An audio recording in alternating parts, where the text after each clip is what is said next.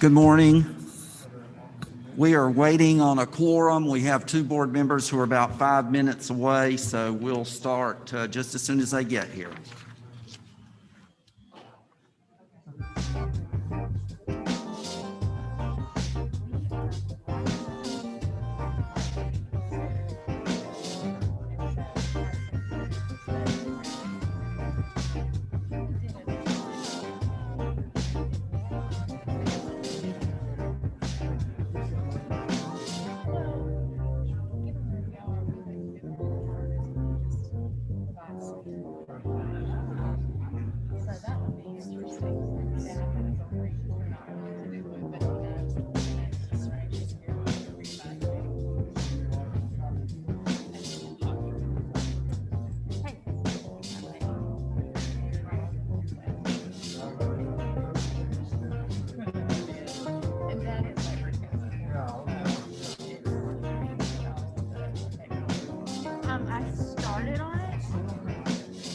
Yeah, and then got pulled for this work to prep for this board meeting.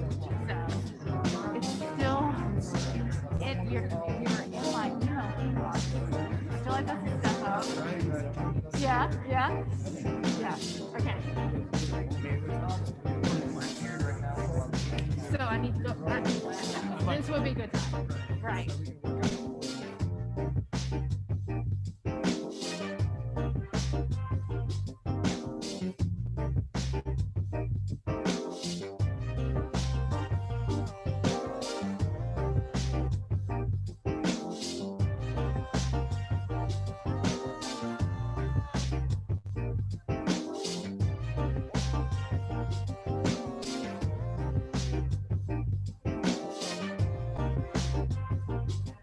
Joe, can you hear us?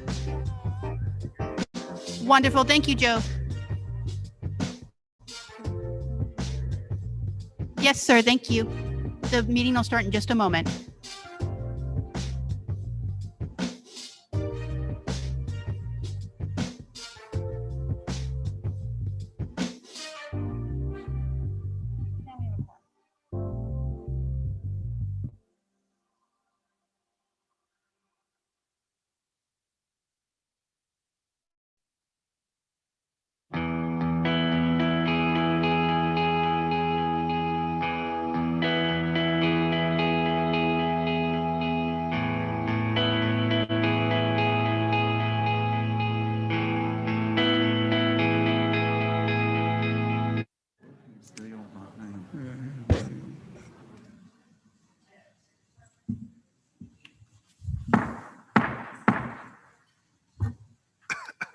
Good morning. Welcome to the April Board and Committee meeting session of the Jekyll Island Authority. We have a quorum with Mr. Atkins and with Mr. Wilkinson on the phone. We'll go ahead and call the roll. Michelle? Thank you, sir. Mr. Joseph B. Wilkinson, Jr. Here.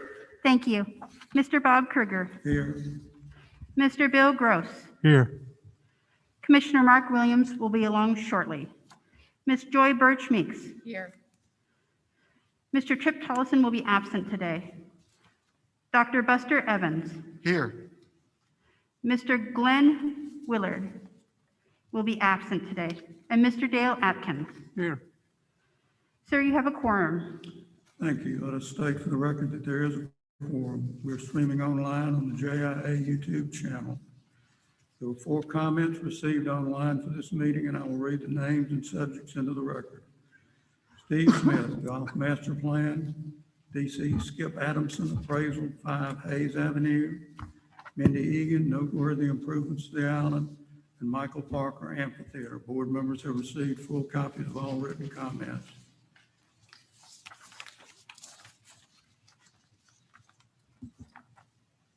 At this time, we will begin the committee session. We'll entertain public comments following each committee report. Comments are limited to 3 minutes. Historic Preservation Conservation Committee, Bob Kruger, Chair. This time I'd like to call on Michael Scott, Director of Historic Resources, and Andrew Maripin, Museum Curator, to give us an update on Faith Chapel's Tiffany windows.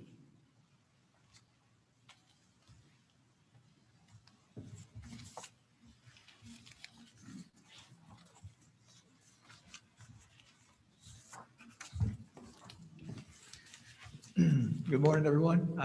Thank you for having us here. Looking forward to talking about our project coming up here with our Tiffany window and celebrating its 100th anniversary here on Jekyll Island. I'm going to give just a brief background on the window itself. Most of you have the handout in front of you, I believe, set each space. We'll talk about some of that. Andrew will talk about the restoration and the that we're hoping to do to it, the assessment we received from it, and then we'll talk about how we're planning to celebrate it afterwards. In brief, though, the window itself is celebrating its 100th anniversary here on Jekyll Island. It was originally conceived as a memorial piece for one of the club members here, a man named Frederick Gilbert Bourne. Bourne was very active in the club space here, a very successful businessman, and when he passed, his friends decided they wanted to create something that would last and properly reflect their friend. Since he was such a close, active member, former president of the Jekyll Island Club itself, ended up settling on the club as its location. Hello. Hello. Hi, Joe. I can't hear any of you. Thank you. We'll turn that up. Raise the mic, Michael, please. Yep. Any better? Raise it from the bar. How about now? Yes. Oh, yeah, there we go. Anyways, Frederick Gilbert Bourne, as being such an active club member out here during that time, his family decided that this would be a good home for it. They ended up contacting Tiffany's to have the window done, most likely because of either the family's connections to Tiffany personally or other club members at the time who we know were active friends of Tiffany's. Louis Comfort Tiffany himself did come out here and visit a number of times too. The window itself, as you look at the piece in front of you, has composed of 4 different individual larger panels. The top is the lunette, and the 3 vertical pieces are the lucettes, composing of an image that was chosen through Tiffany. We're not entirely sure of the exact process that they decided on the artwork, but reflecting Bourne himself and his life and one of his great passions that we're aware of. The top is an angel holding a passage from Exodus, speaking about singing praises to the Lord, and the bottom 3 panels, they mentioned being about David sending singers out to praise the Lord. We know, of course, this connects to Frederick Gilbert Bourne because he himself was a rare combination. He both enjoyed singing and others liked to hear him sing, which doesn't always happen.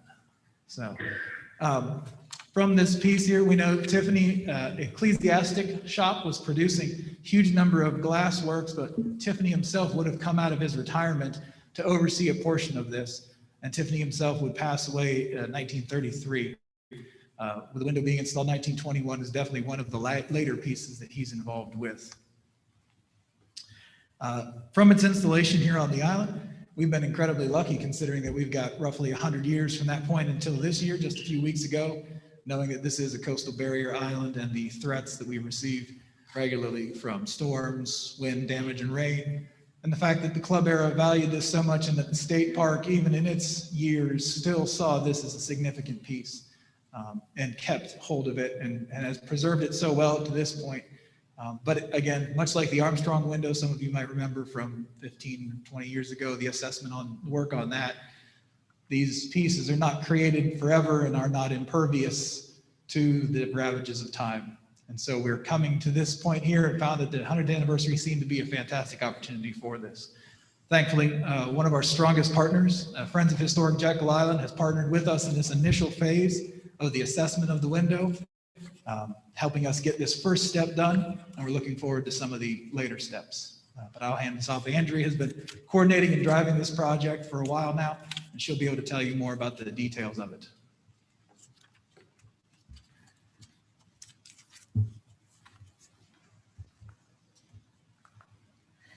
So we are super excited that this year marks the 100th anniversary of Faith Chapel's Tiffany window. As the anniversary date approached, we were very mindful that we want to make sure that this masterpiece lasts for many more years to come.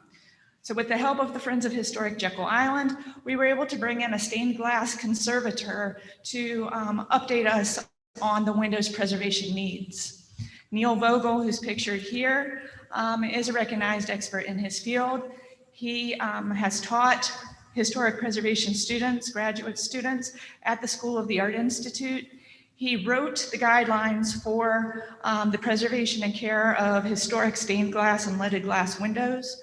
And he spends most of his time in the field doing conservation work on windows of this caliber. The project itself involved multiple steps, including historical background research into the story of the window, a detailed inspection and photo documentation of the window, an analysis of the window design and the window construction, and perhaps most importantly for our purposes, a condition assessment of the window's current condition. If you are, so the investigation itself found that the window is really in remarkable condition for its age. The glass is very sound and primarily needs a cleaning. However, there are some condition issues that do need to be addressed. The window frame that supports and surrounds the window has sustained damage over the years, and we need to repair that and make sure it's sealed properly in order to protect the window. Also, there are some T-bar supports that hold up the weight of the window, and over the years they have bowed and warped, and we need to make sure that those supports are sound in order to carry the weight of the glass. Also, there are some lead window cames that hold the individual pieces of glass together to form the larger picture. We need to take very good care to make sure that all of those are sound and see if any of those need repairing or replacing. Additionally, there is some water and dirt intrusion getting trapped between the plates of glass, and this can cause deterioration over time. So we need to ensure that that is rectified as well. If you're interested in knowing more about this particular project, the conservator's presentation is available online. It can be found at jekyllIsland.com/history/Faith Chapel. We are currently in the process of determining the next steps for this particular project. This will involve a partnership between the stained glass conservator, the Historic Resources Department, and the Facilities Maintenance Department doing some of that work in-house. And also we've had a lot of support and excitement from the Friends of Historic Jekyll Island, and we really look forward to their involvement as the project continues. The things we want to accomplish the most is the structural repairs we discussed, as well as the cleaning of the art glass itself. And we're also really interested in designing an improved shutter system to protect the window from any potential severe storm damage. So stay tuned to learn more about this project as we continue with our celebrations of the 100th anniversary of Faith Chapel's Tiffany window.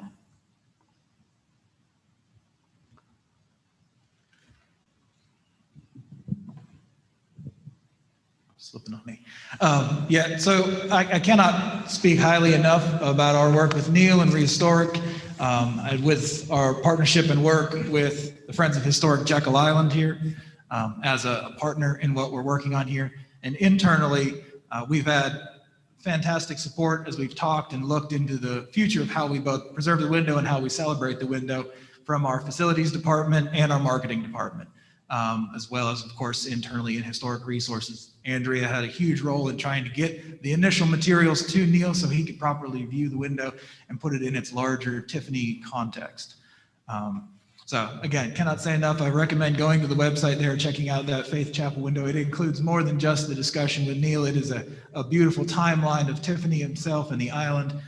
Is really a wonderful product from our marketing department here. For some of the programs we've got coming up to celebrate the window, of course, the window's restoration and preservation projects itself. Once we have a timeline for those, will of course be a highlight for as much of it as we can. Looking at the different phases and stages of that restoration and conservation work is going to, of course, include us as part of that project, but also trying to incorporate our community and the public that come to visit us here on the island as well, so we can tell that larger story of the window. Along with that, since it is our 100th anniversary, we figured at least 12 months of activities would be worthwhile. And so we've got some key ones identified right now. We tried to make sure that they were on a range from family groups, small children, up to some larger events that would draw as many different crowds as possible. Of course, barring any kind of unforeseen circumstances, which I think we've all gotten used to rolling with punches with now. We're looking at a couple different things. We've got some family events, some scavenger hunts for the island rolling out in May.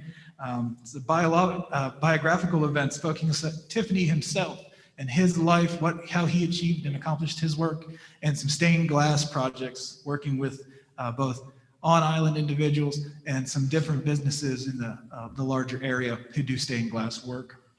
We've got some guest artist work coming onto the island as well. We're projecting to have some on site, as well as some speakers.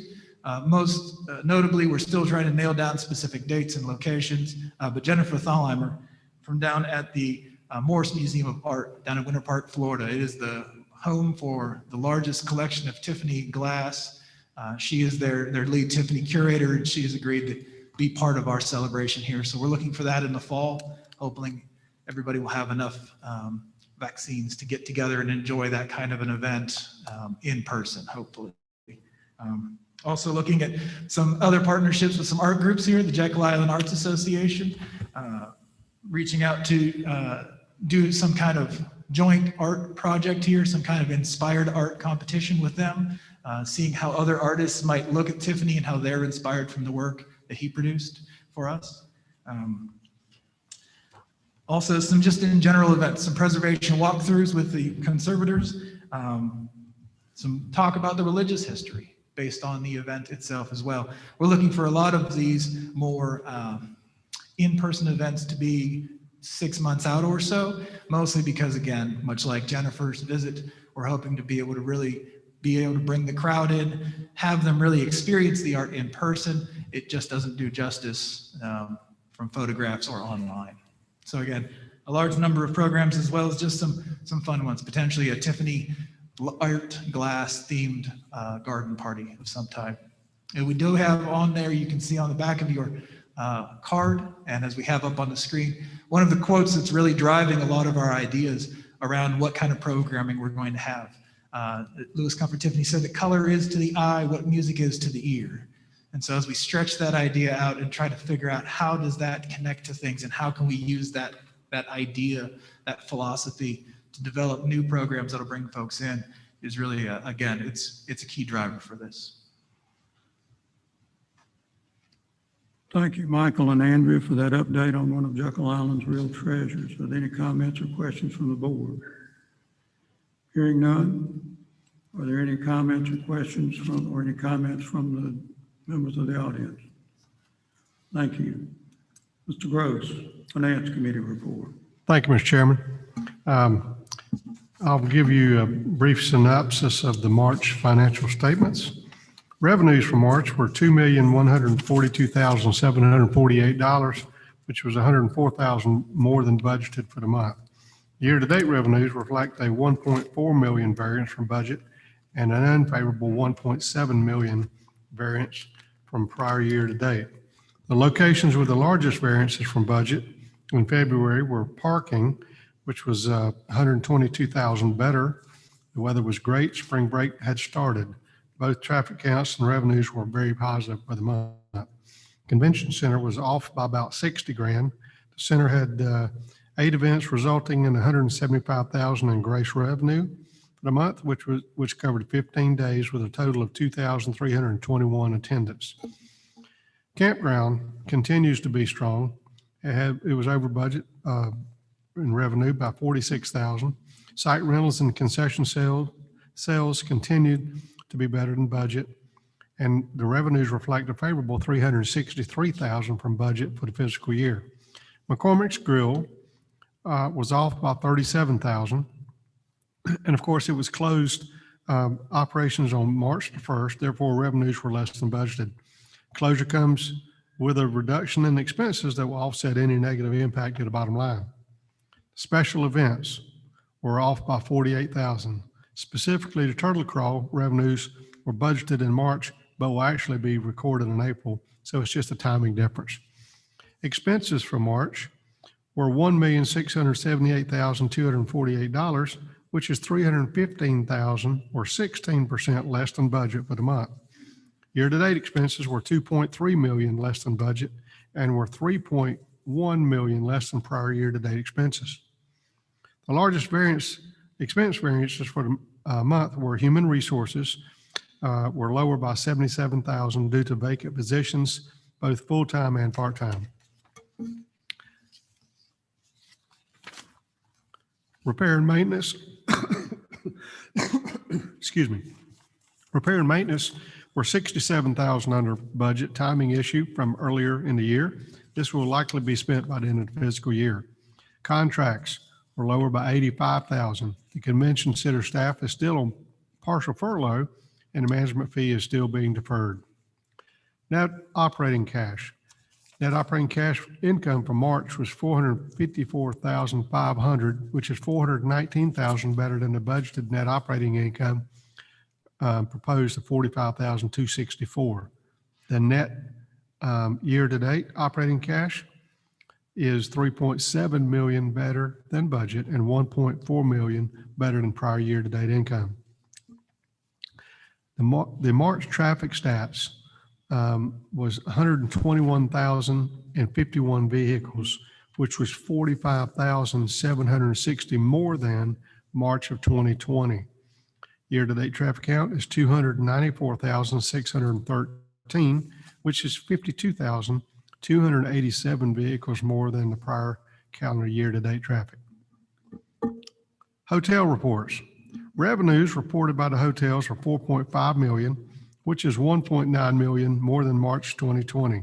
Occupancy rate was 70.4%, which is up from 46.6%. Revenue per available room was $128.42, which is up from $72.63 in March 2020. ADR, average daily rate, was $182.41, which is up from $155.87. The calendar year of 2021, year-to-date revenues reported by the hotels is $8 million, which is $691,000 less than year-to-date 2020 revenues. The occupancy rate was 50.6%, which is down from 57.8%. And the revenue per available room was $80.62, which is down from $82.03 for year-to-date 2020. Average daily rate was $159.27, which is up from $142. Those are the financials for the month of March. Next, we'll roll right into funding request. Mr. Yes, Gross, if I could comment, please. Yes. So March was a very significant month. We're seeing as spring break hit and persons were very interested in getting back out. You see that even the convention center began to have some activity, which of course had been pretty much at zero for several months. An indicator that I think is very significant is the first 9 days of March. Our retail sales were averaging over $8,000 a day in our retail outlets. And Brian O'Neill does a great job with our retail. And you'll remember that several years ago now, we wanted to look at a coordinated retail effort as far as ordering and making certain that merchandise wasn't duplicated and also control. And he and his team are doing a great job. But he communicated with me right after those first 9 days that he's never experienced since he's been here volume anywhere near this consecutively. That we've had days when we would have a real peak, but that it was very, very noticeable. And as a matter of fact, then he wrote me later, and on April the 8th, which of course would be reflected in next month, his outlet at the Turtle Center did an all-time record of $10,318.67 for the day in sales. And so anyway, I think that just ties in with what we're beginning to see. Do remember that this budget is a reduced budget. It's a more conservative budget. And so therefore, some of these revenues are surprises, and therefore they're being reflected as higher than anticipated, obviously. But I just felt like that was worth bringing forward, Mr. Gross.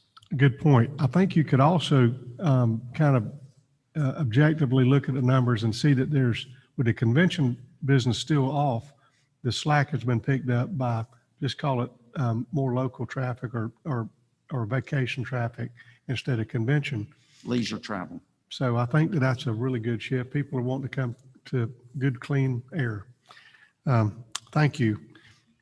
Okay, we're going to start with the capital funding request for equipment replacement for the wastewater plant and lift station. And Noel, if you will. Thank you and good morning. Staff is requesting funding for capital improvements at the JIA water and wastewater system. During a recent scheduled survey of operations, it was determined that replacement of equipment, which included pumps, the bar screen at the water plant, and associated parts were a top priority. In addition, we need to replace 10% of the water meters per EPD standards that was underfunded last year due to a COVID response. Staff would also like to convey that the lead time for these items is unusually long and noted on average between 3 and 9 months for certain items. I'd also like to note 2 more things. One, that these quotes are typically only good for 15 days, which is common what we're seeing right now. And also of note, page 66 of the capacity study noted that, that the plant was built in 1960s. And that the lifespan of this equipment is usually only 50 years, and we haven't done any major upgrades to the plant and some of the lift stations in 18 years. So if you do the math on that, a lot of this equipment is aging out, and now is the time to replace it. So this request addresses that part of the capacity study and and verifies our own inspections that we are in need of some capital improvements at the wastewater plant and lift stations. Therefore, staff hereby requests capital expenditure from the Water Wastewater Reserve Fund not to exceed $300,000 for items that were listed on the note in front of you, which include bar screen, various pumps, a sludge pump, a commercial glassware washer in the lab, and any remaining funds will be used to purchase what we're calling priority 4 equipment. But we don't believe there's going to be too much left by the time we purchase all of this equipment, especially the bar screen, which is estimated to be over $130,000 itself. So that money will be spent pretty quickly. Okay. Is there a motion to recommend the approval of the capital funding request for equipment replacement in the wastewater plant and lift station from the wastewater reserves as recommended by staff? So moved. Any discussion? We have a motion and a second. All in favor, signify by saying aye. Aye. Any opposed? Thank you. Next, funding request for Georgia Department of Transportation, GDOT, intermodal for airport fuel farm correction of Federal Aviation Administration funds. Colette Edmonston, Assistant Aviation Program Manager for GDOT Intermodal, and Noel. Thank you. I'll introduce this, and thankfully Colette was kind enough to come today and share the expertise on exactly what transpired with this transaction.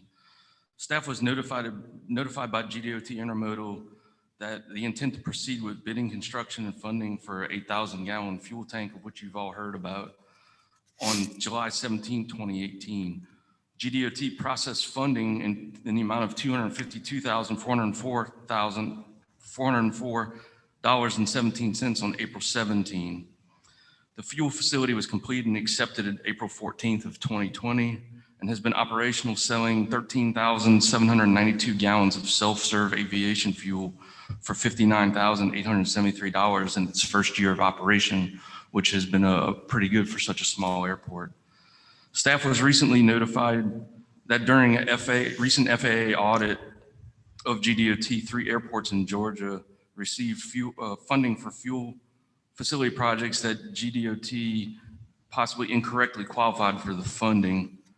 Therefore, GDOT is asking the Jekyll Island Authority to reimburse GDOT and therefore the FAA for that funding. So I'll let Ms. Edmondson explain the details and answer any questions, and then I'll have the request at the end. Good morning. Thank you for your time. This is unfortunate that we have to come and speak on these terms. A couple of years ago, the FAA in 2018 had the Reauthorization Act through Congress. There was a number of provisions under the act for airport funding. One of these is for unclassified airports, which Jekyll Island is one of those based on the number of based aircraft you have, under 10. And under this provision, we are a block grant state, so we handle the federal funds for FAA. We were not allowed to administer funding to the airport for a project that wasn't under the requirements, which was safety related, maintenance related for the pavement, obstruction removal, et cetera. So we didn't get guidance from FAA until a couple of years after the act was put into place. That happens. So we unfortunately had to call Noel and say we gave you these funds incorrectly, and we're going to have to ask for the money back since this is against the act, which in essence is against the law. So that's why we're here today.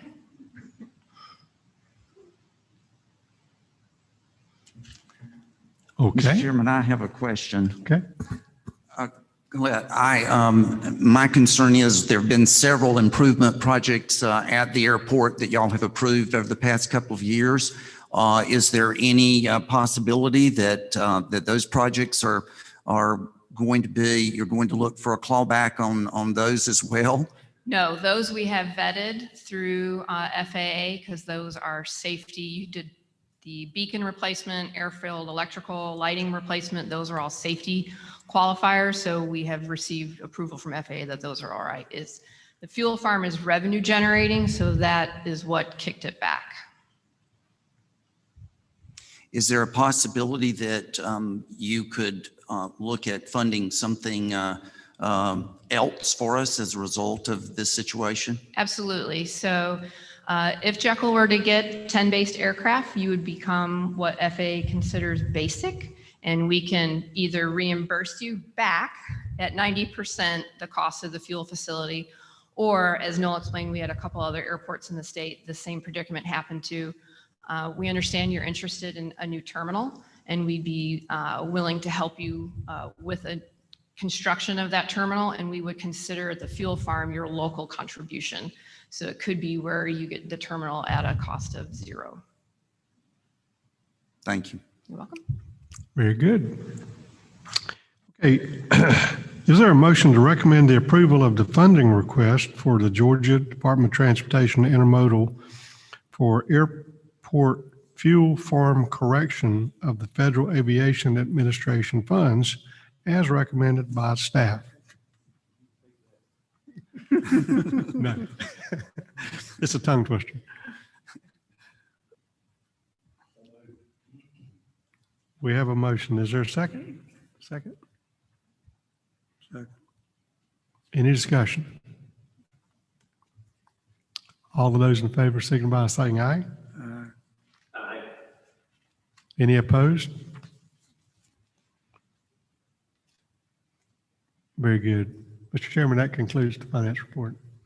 Thank you. Any comments or questions from any of the board members? One comment, Jones, I think what we're doing with this FAA deal is we're simply swapping dollars, are we not? Well, at this point, Mr. Chairman, we're returning funds to Georgia DOT.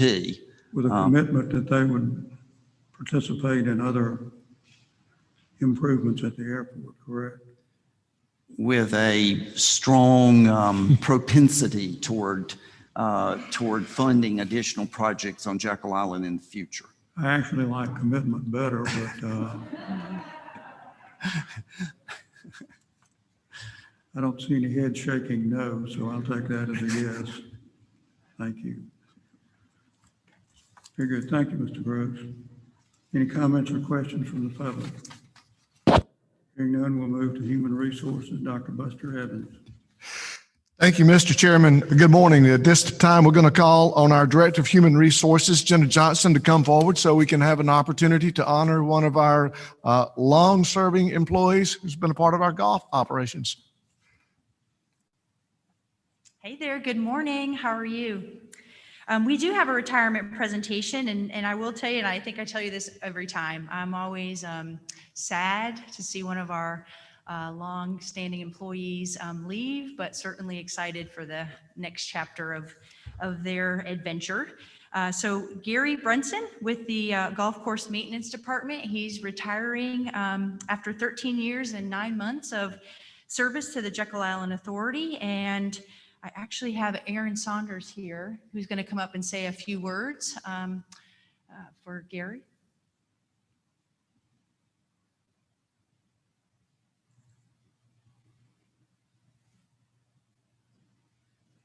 Thank you, Jenna. Good morning. Yeah, I'd like to thank Gary publicly here for his time served with us in golf course maintenance.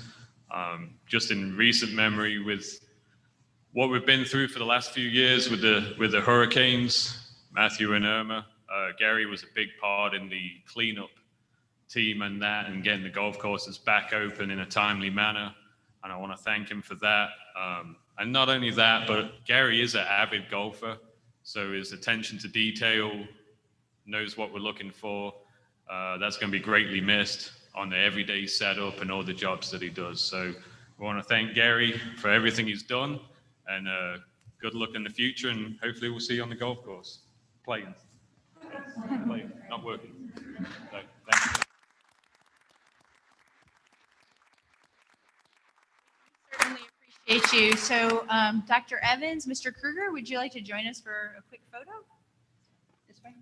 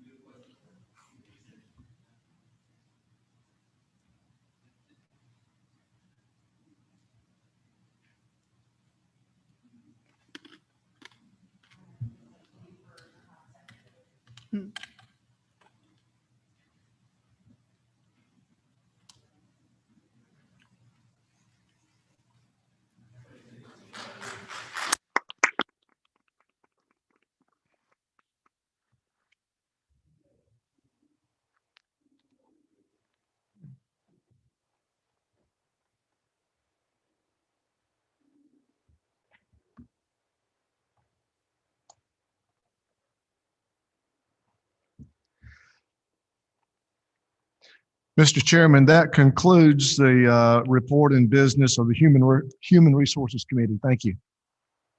Thank you, Dr. Evans, and thank you, Gary, for your service. This time I'd like to call, do we have any public comments? Hearing none, we'll move to the Marketing Committee. Joint Bursar Meeks. Thank you, Mr. Chairman. At this time, Alexa, our marketing director, is going to come forward and wrap up a couple of items and talk about a couple of new things coming under the marketing committee.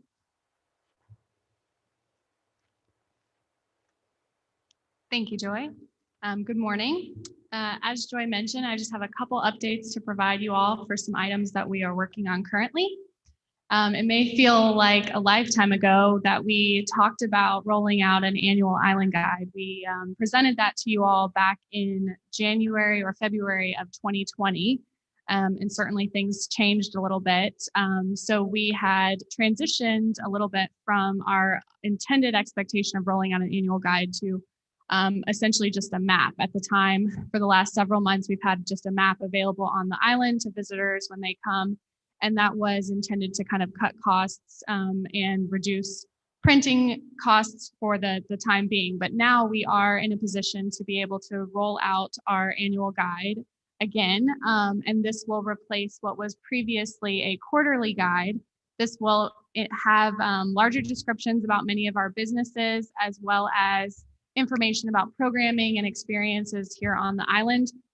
So we are excited to finally be able to bring that back, and it will continue to be distributed in many of our lodging properties, the marina, airport, as well as in our kiosks and at welcome centers around the region. In addition to that, I did want to give a quick update on Turtle Crawl now that we have closed registration for it.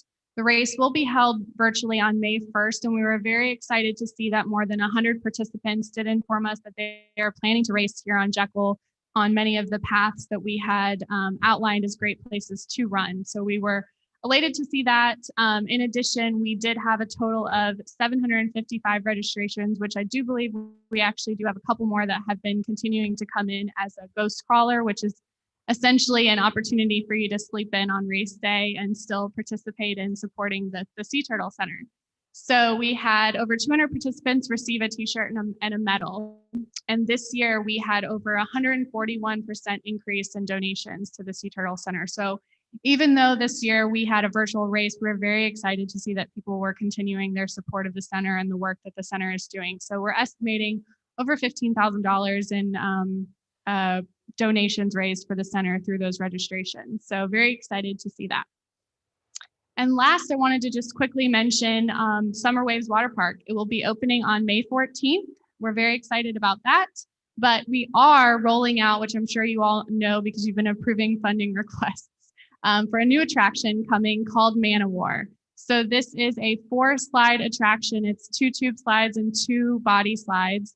And we're excited to launch that. The grand opening for that slide will be on May 28th.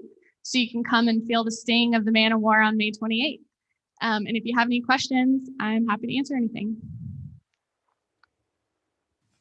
And that concludes my report. We will have the authority trying out the slide on May 13th, correct? Mr. Kruger, you're going to lead us in that? No one can be. Yes, you're all welcome to come and race each other. That does conclude our report. Thank you, Joy. Thank you, Alexa. Any comments or questions from any of the board members? Hearing none, we'll open the floor for appropriate comments. Very good. We will move on to the Legislative Committee. Trip Tollison, there is no report from there. Move to the Committee of the Whole. The first item is the assignment of the lease for Jekyll Beverage Center. Melissa Kruger. Thank you, Mr. Kruger. I present to you today as my first item, an assignment of the Jekyll Beverage Center lease and revision of the lease. Since 2016, Andy Taylor has owned and operated the package store in the Beach Village, and he is now desiring to sell the store to Glover Package of Jekyll LLC, which is operated by 2 brothers, Michael and Miller Glover, and they are here today. They have gone through the process of submitting all their information to staff and that being approved. And according to the lease agreement, we must approve the assignment. As part of this process, and as you may be aware, we are in litigation currently with Mr. Taylor regarding a provision of the lease regarding restriction of issuing the beer, wine off-premises licenses. And so as part of this assignment, we have rewritten that section so that there is no confusion. And the new language is for, will limit the issuance of packaged beer and wine for off-premises consumption in the Beach Village area and the area immediately surrounding the Beach Village, except for those licenses that are already issued, except for in-room service, catering, or special event licenses, and except for licenses issued for no more than 3 days during a festival. Again, this is all just in and immediately surrounding the Beach Village area. We came to terms very recently on that. Nothing else in the lease changes. It's the same location. It's the same other terms. It's same renewal options, same purpose for which they will be operating, same insurance requirements. And so before you today staff is requesting approval of the assignment and revision of the lease. And you have a couple of options. You can deny it, you can approve it, or you can suggest other alternatives. As I mentioned, the Glovers are here today, and I think they would like just a minute or two to speak to the board.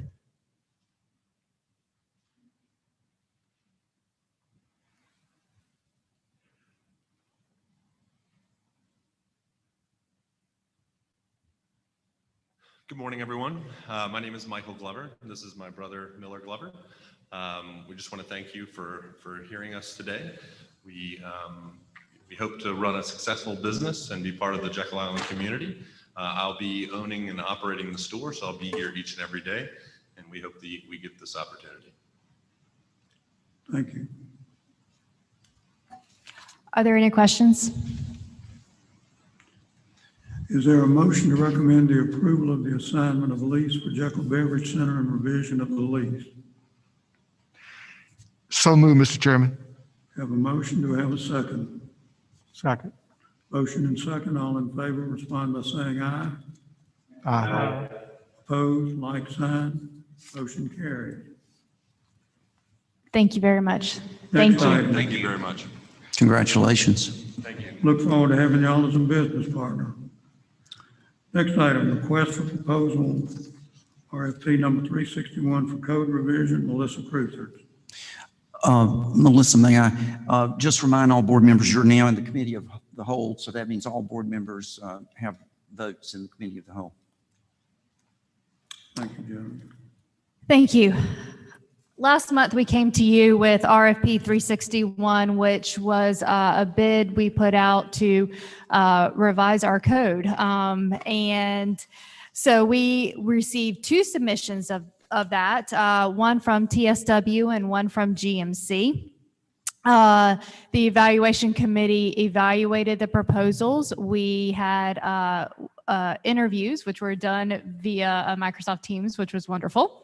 With both proposers, and we are recommending that you approve the award to GMC. They submitted a proposal that we feel will cover all the things that we need to. They have a local office here. They work with a local land use attorney here. And they came in very reasonably priced. They anticipate commencing this project immediately and completing the project by December of this year, which is very exciting. I hope we can stay on schedule on that. Their bid amount was $88,520. We are asking for an additional amount for contingencies, and which may include bringing in subject matter experts, because we are asking for a wide range of code revisions. So staff hereby requests the award of RFP 361 to GMC for an amount not to exceed $125,000 pending final contract completion.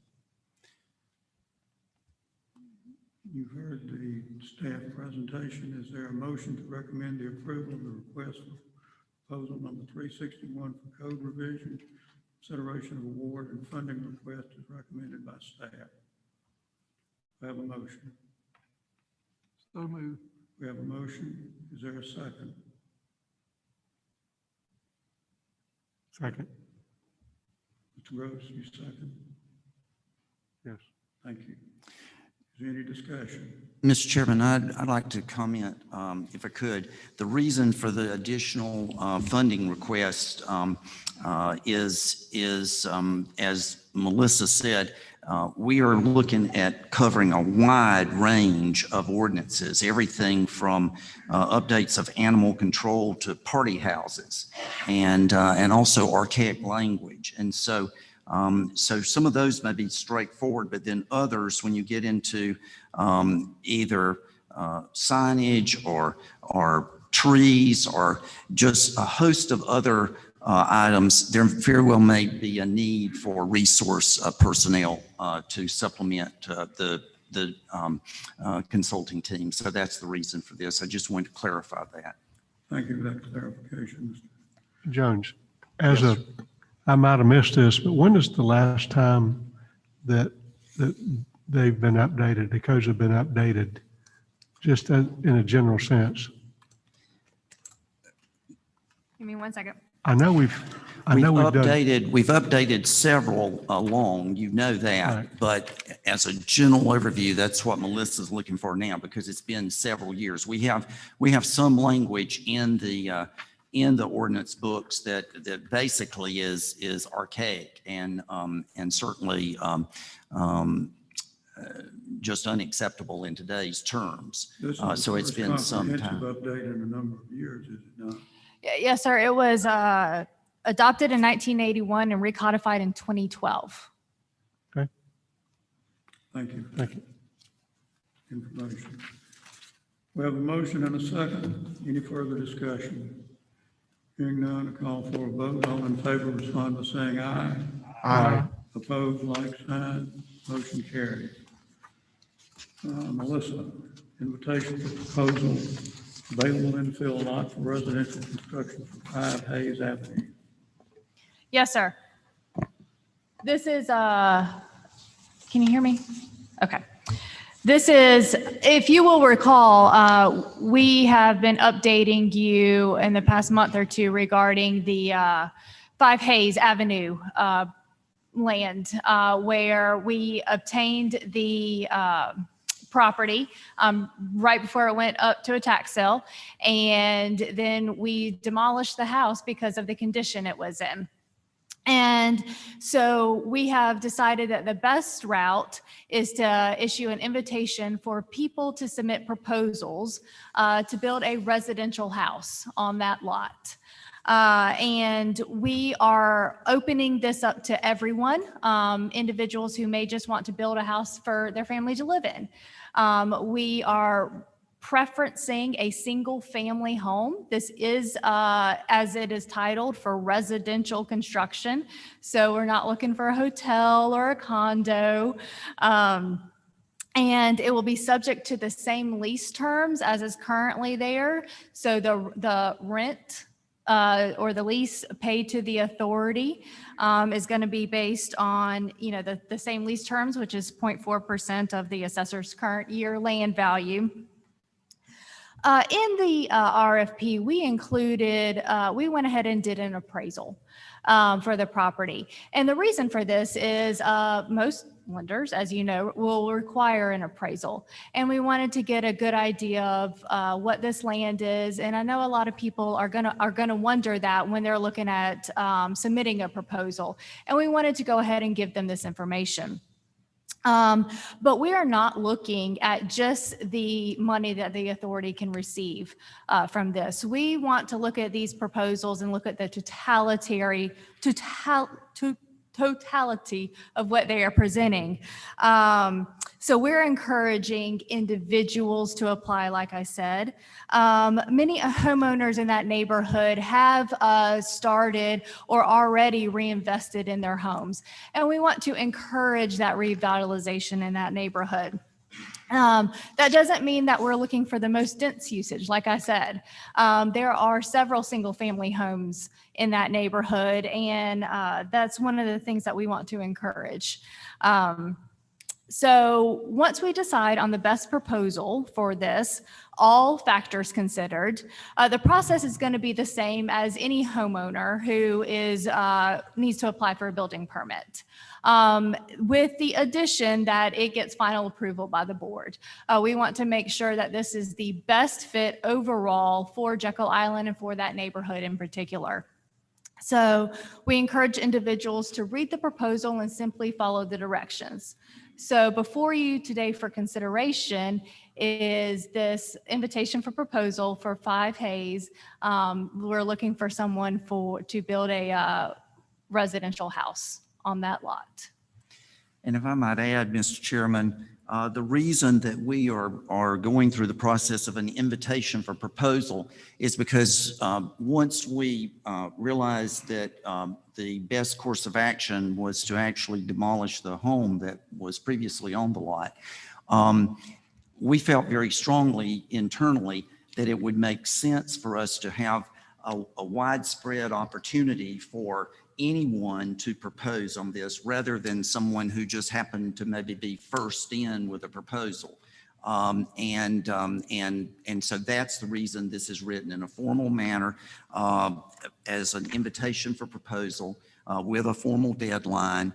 But it's very straightforward. And if someone goes to the authority website, as Melissa just indicated, just follow the directions for submitting a proposal.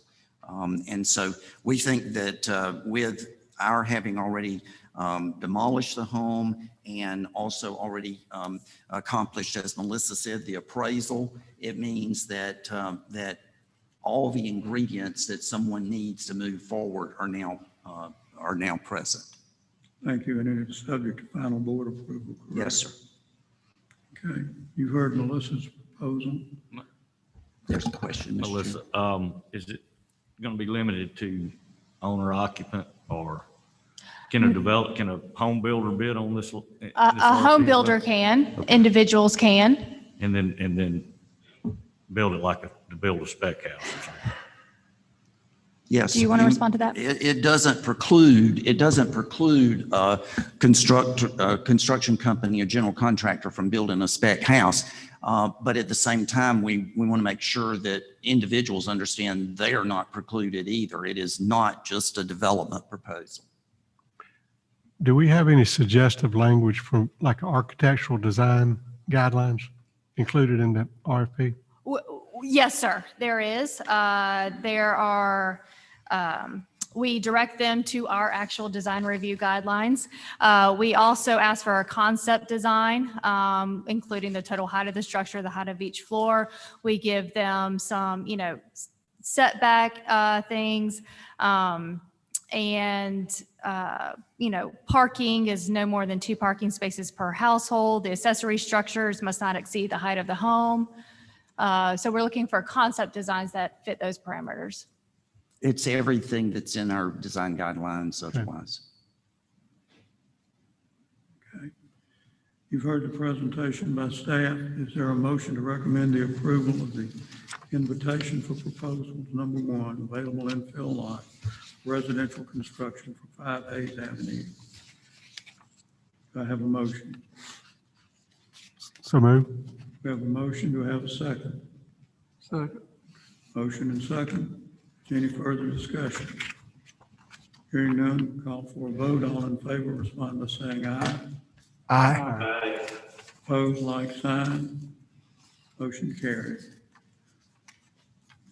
All right, Melissa, you got a break here. Thank you. Noel Jensen, request for proposal number 360 for the public safety complex.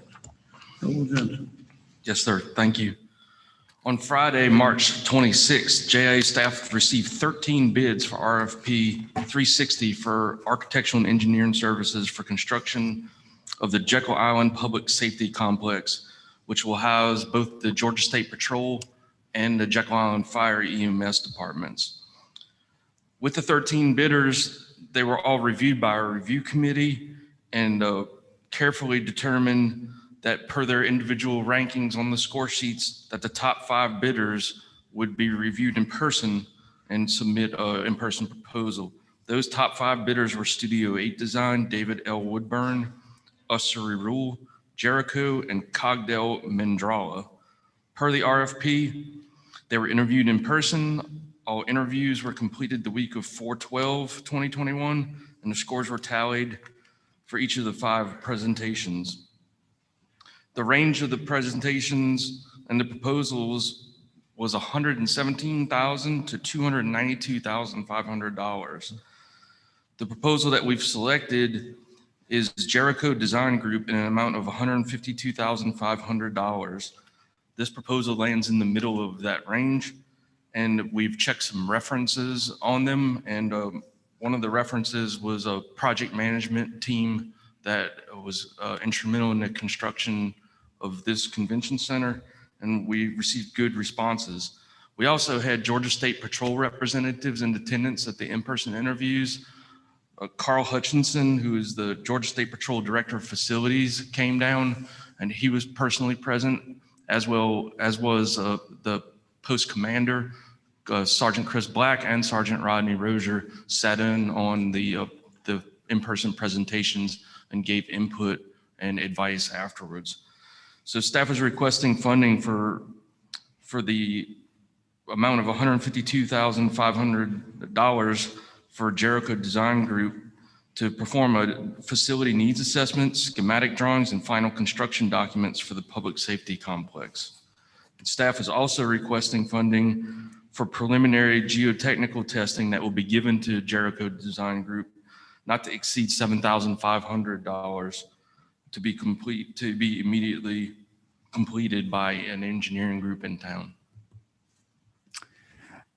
A comment, Mr. Chairman, that $7,500 for geotechnical testing, that would have been included no matter what firm would have been selected. Is that not correct, Noel? Yes, sir. We have to provide them some basic geotech when they're doing their structural design to understand what the building's going to sit on. So that is, it doesn't matter who we selected, we would have had to have given them that information to proceed. Another item that's very important for board members to understand, this is just like the same process that we have followed previously. For instance, in the case of the expansion at the campground, which we'll be talking about in a few minutes, in that we moved forward with the design, and then we knew what the costs were, and then we were able to move forward in seeking the funding. That's the same situation here. There is no funding at this point allocated toward this facility as far as finalized, but once we have the architectural firm and at least get to the point of concept drawings with estimates, then we'll be able to move forward with seeking of funding for this facility. So it's important to understand that process, I think. Yes, sir. The only thing I would add, Mr. Hooks, is that the schedule will have final drawings to us by late this year. So it'll move pretty quick, and we're pretty excited about that. All right. Everybody understand the presentation? Is there a motion to recommend the approval of the request for proposal number 360 for public safety complex, consideration of award and funding request as recommended by staff? Do I have a motion? So moved. We have a motion. Do we have a second? Motion and second. Any discussion? Hearing none, we'll call for a vote. All those in favor respond by saying aye. Aye. Opposed, like sign. Motion carried.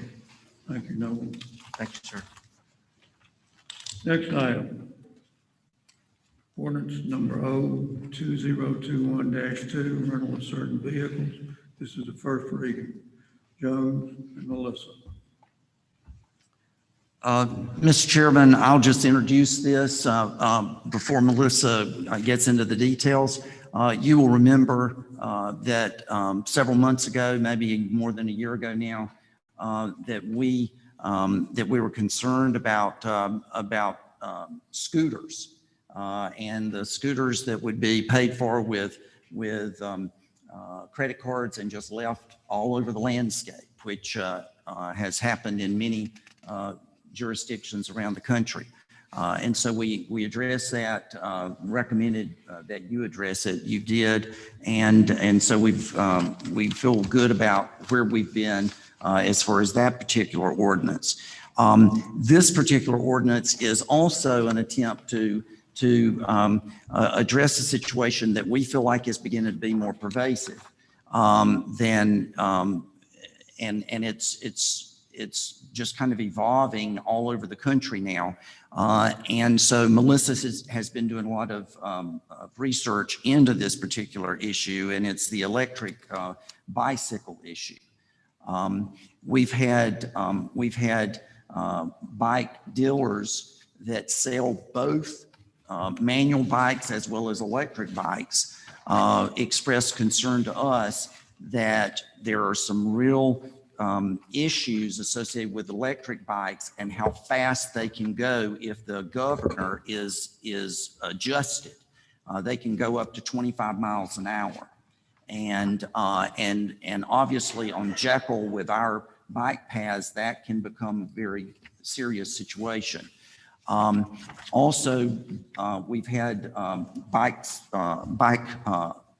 shop owners tell us that they are concerned that that older citizens may feel that it's an easier bike because of the fact that you don't have to pedal, but their concern is that it's not easier because it's more of a balance issue.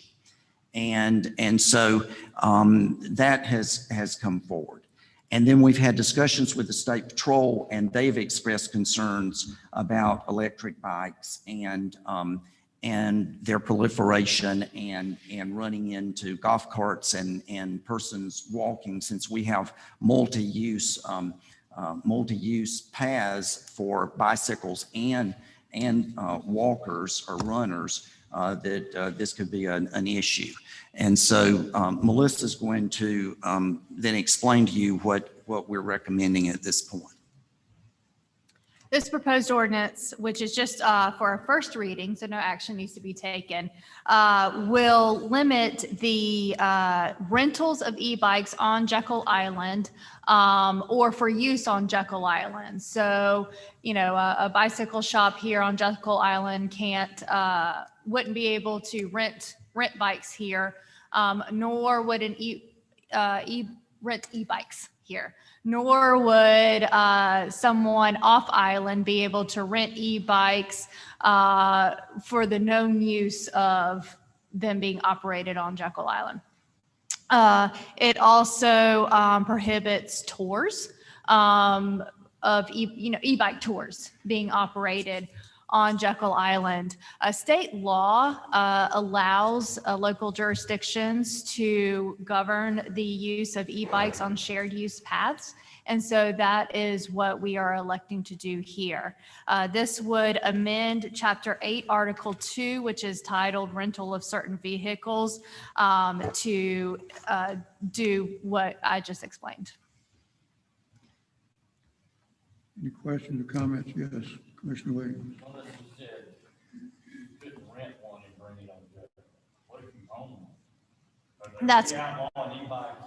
No, sir. No, sir. You are, if you own one, you are allowed to ride it currently on our bicycle paths. And this it prohibits, what we're really trying to get at is limiting rentals for e-bikes. So if you rent it off island and e-bike renter brings their e-bikes onto Jekyll Island for people to use it, that's what we're or e-bike tours, for instance. Or e-bike tours. This is first reading only. There's no board action required at this point. Yes, sir. Any other comments or questions from board members? Hearing none. Mr. Chairman, there's a question. Excuse me. You know, I'm just getting into the weeds, but do we have any problems with the electric skateboards? Have you seen the electric skateboards? Those are already prohibited. Okay, good. Thank you. How about segways? You know, Segways are not mechanical, actually. They are not motorized. They work with the gyroscope technology. And the only segways that we allow technically on Jekyll are those that are allowed through a tour group that provides training before anyone's taken out on a Segway.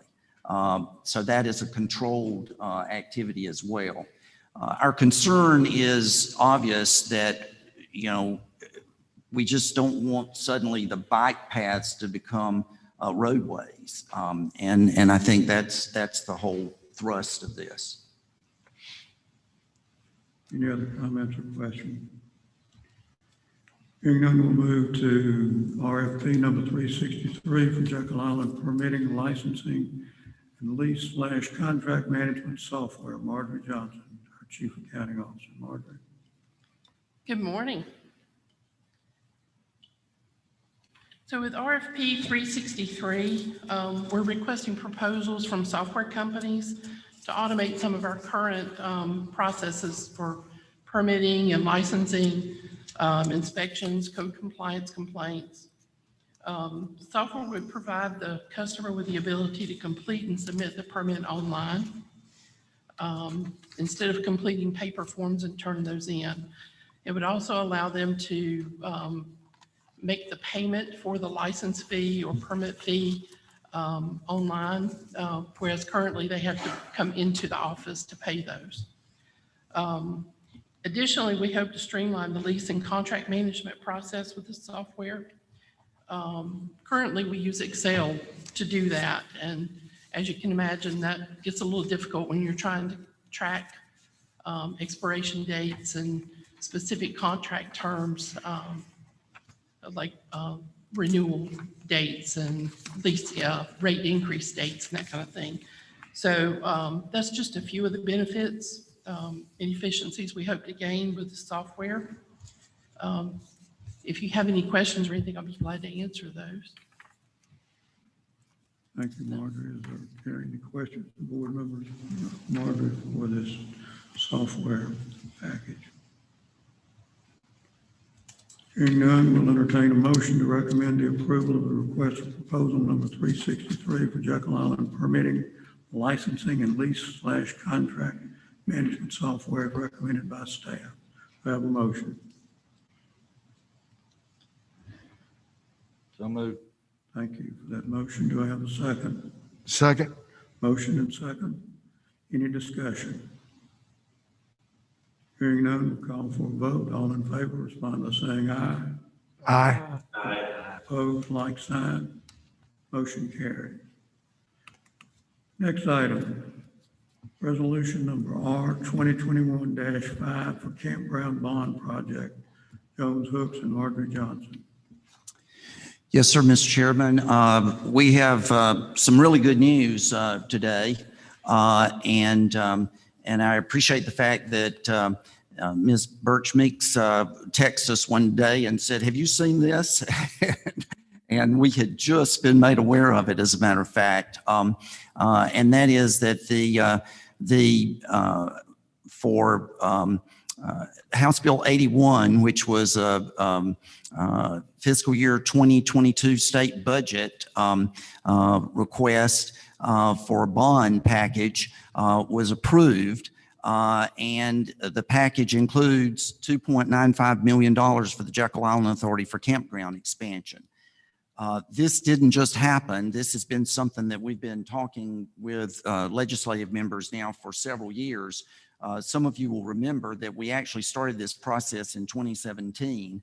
And as a matter of fact, then 2018 came around, and then it was talked about again.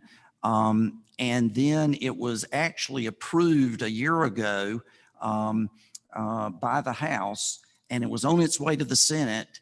And then about that time was when the pandemic hit. And also that's when, unfortunately, Senator Hill passed away. And that was after he had already talked with me and indicated, "Hey, don't worry, this is going to be something we're going to support in my committee." So So anyway, this has been a long time coming, but it's an exciting development that in fact, as we talked about earlier with the public safety complex, this project had been designed. And as you know, the state legislature had approved the reclassification of land for the campground expansion, which was called for in the 2014 master plan. And now we're before you as Marjorie will present now the provision to actually accept this bond proposal. Okay. The approval was for 20-year taxable bond funds in the amount of $2,950,000.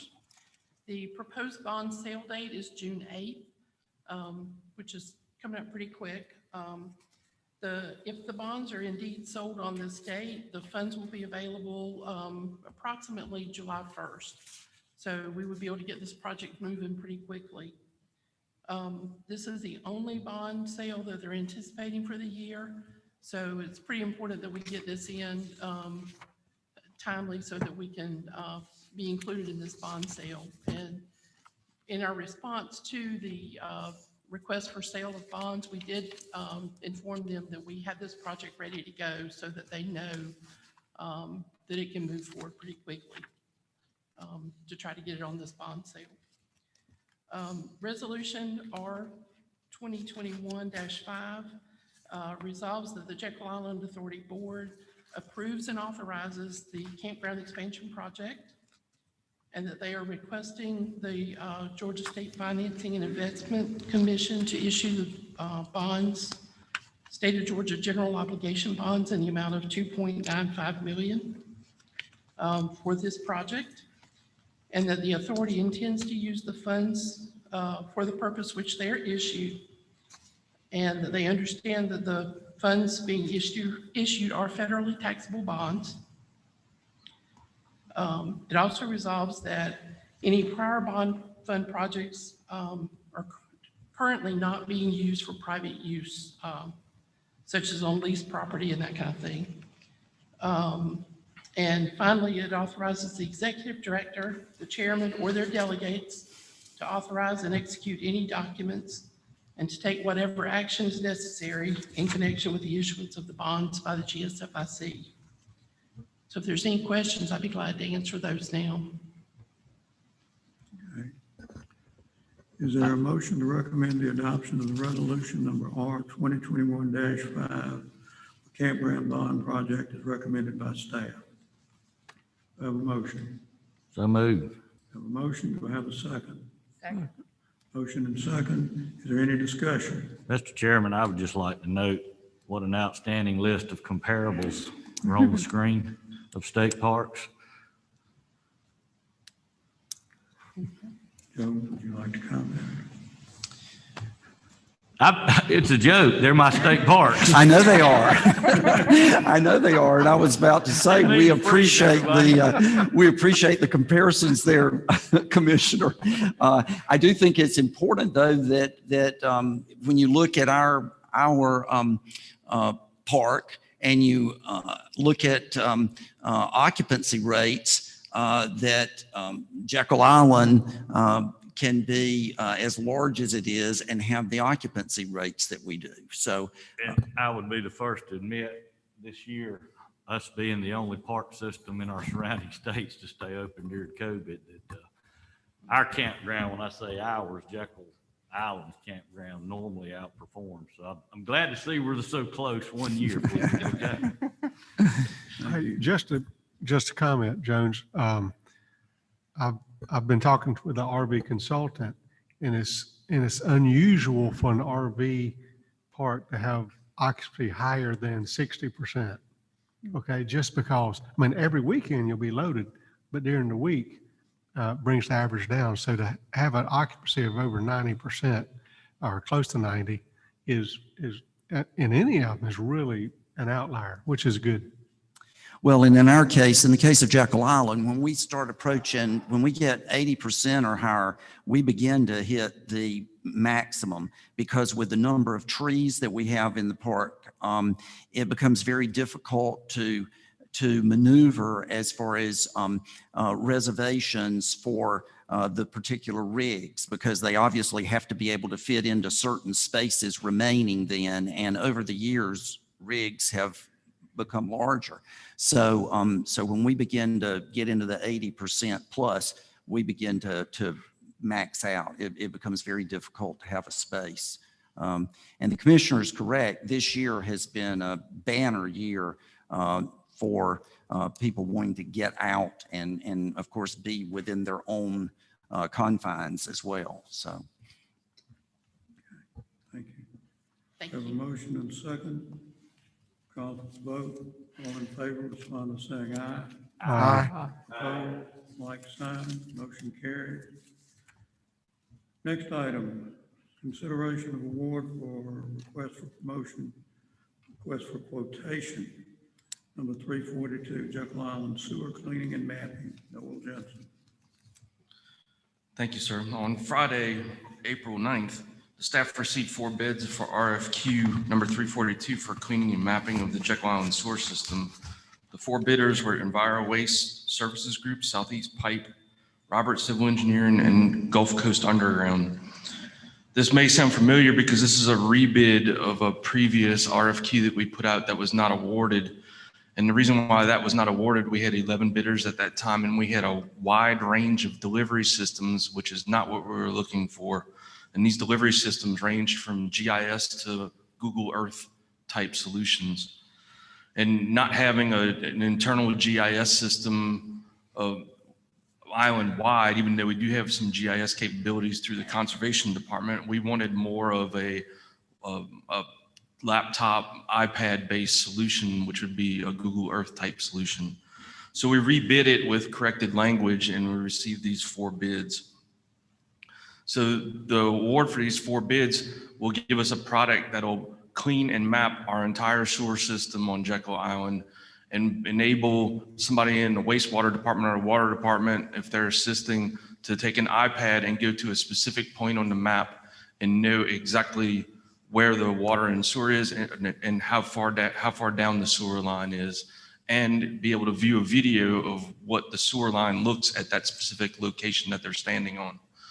And what it also does is it gives us a reviewed analysis of our entire sewer system from a professional engineer, and they will wind up grading our sewer system in red, yellow, green, and it'll give us a good idea of how many linear feet of sewer line are in need of repair or in good condition for the next 5 to 10, 15 years, or should be in good condition for the next 20 years. And it'll also look at all manhole conditions. So it'll be a great tool for us. It'll be a great tool for us for planning purposes. And actually the capacity study, once again, pointed us in this direction to this type of solution. So once again, we're enacting part of the capacity study that we had a couple of years ago and bringing that forward and making it a usable tool on the island. The review committee reviewed all 4 proposals and decided, per their ranking evaluations, that the apparent awardee of the RFQ would be Robert Civil Engineering for an amount of $369,000 pending contract completion and legal review. So staff is requesting awarding of RFQ 342 to Robert Civil Engineering. Very well, you've heard the presentation by Mr. Jensen. Is there a motion to recommend the approval of the request for quotation number 342, Jekyll Island sewer cleaning and mapping, as recommended by staff? So moved. We have a motion. Do we have a second? Second. We have a motion and a second. Is there any discussion? Hearing none, call for the vote. All in favor, respond by saying aye. Aye. Opposed, like sign. Motion carried. Thank you, sir. Thank you, Noel. Next item. Request for proposal number 364 for Jekyll Island Amphitheater, Jones Hook. Thank you, Mr. Chairman. I'm sure members of the board, you're thinking, wow, there are a lot of proposals here today. And there are. It's important for you to realize, as Noel just indicated, some of these items were called for a couple of years ago in the capacity study, but then once the pandemic hit, as you know, we pretty much had to shelve everything. And so we're now very quickly trying to play catch up and get back to where we were. So I just thought I would mention that. Related to that, I suppose, even though not related to the pandemic, is this next proposal. This is a proposal that obviously you've had interest in for some time, and it seems that the timing is now right to at least move it forward to a point of seeing what kind of proposals we may receive regarding the amphitheater on Jekyll. The amphitheater is about 50 years old, and it seats over 1,700 people.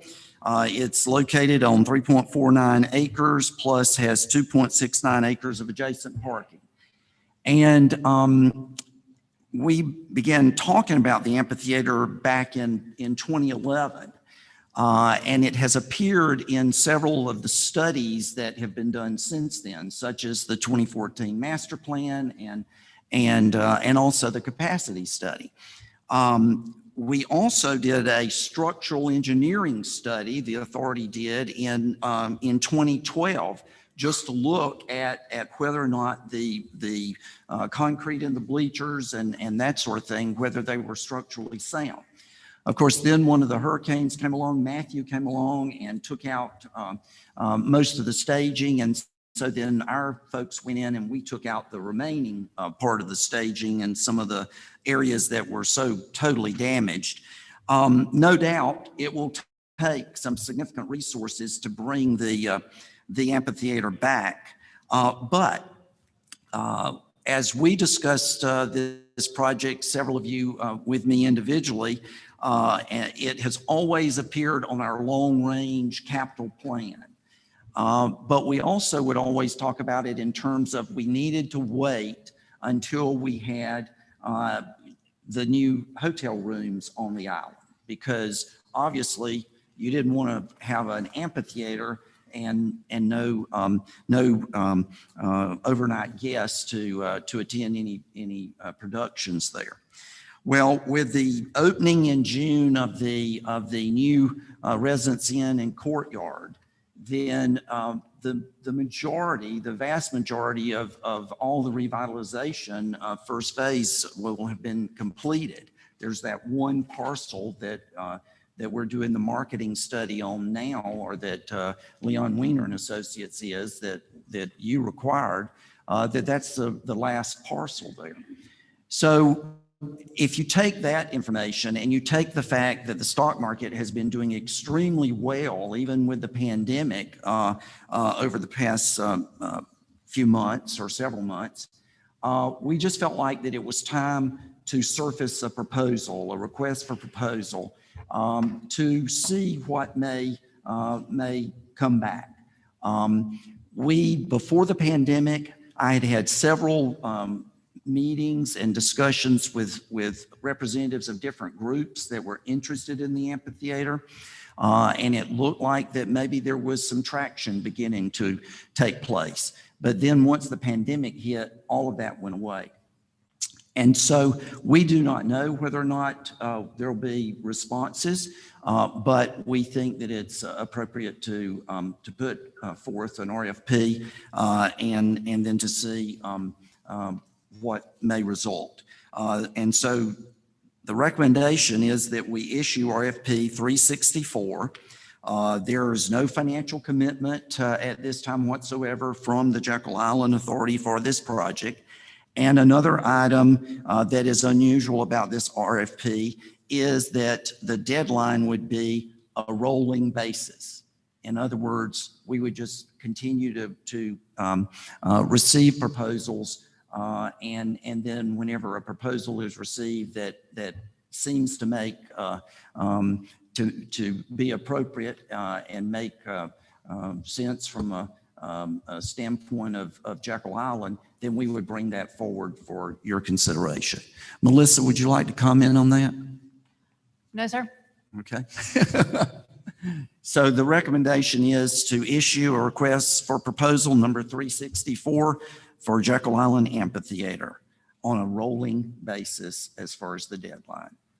And this particular picture that you have in front of you actually is the schematic that was contained in the master plan, the 2014 master plan. Thank you, Jones. Is there a motion to recommend the award of the request for proposal number 364 for Jekyll Island Amphitheater recommended by staff? Mr. Chairman, I'd make a motion. We have a motion. Do I have a second? Second. Motion and second. Any discussion?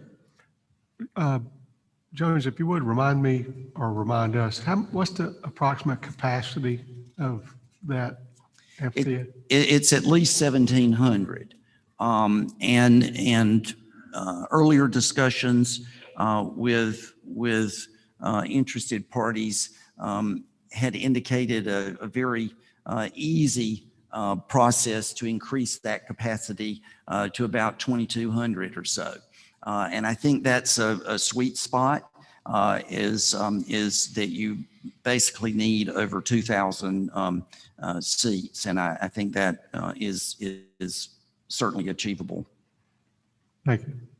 Refresh my memory. How long has it been since the amphitheater has been used? I mean, at one time it was a very, very viable, ongoing little piece of Jekyll Island, was it not?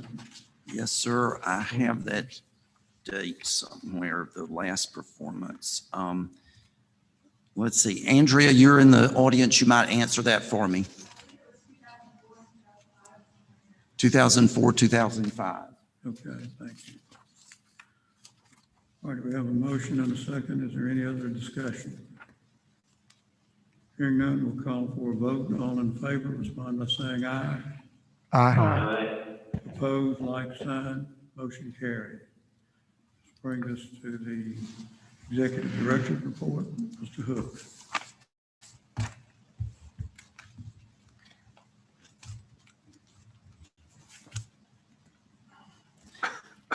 Mr. Chairman, I do have several items today I want to bring to your attention. The first is I'd like to talk about Shrimp and Grits 2021.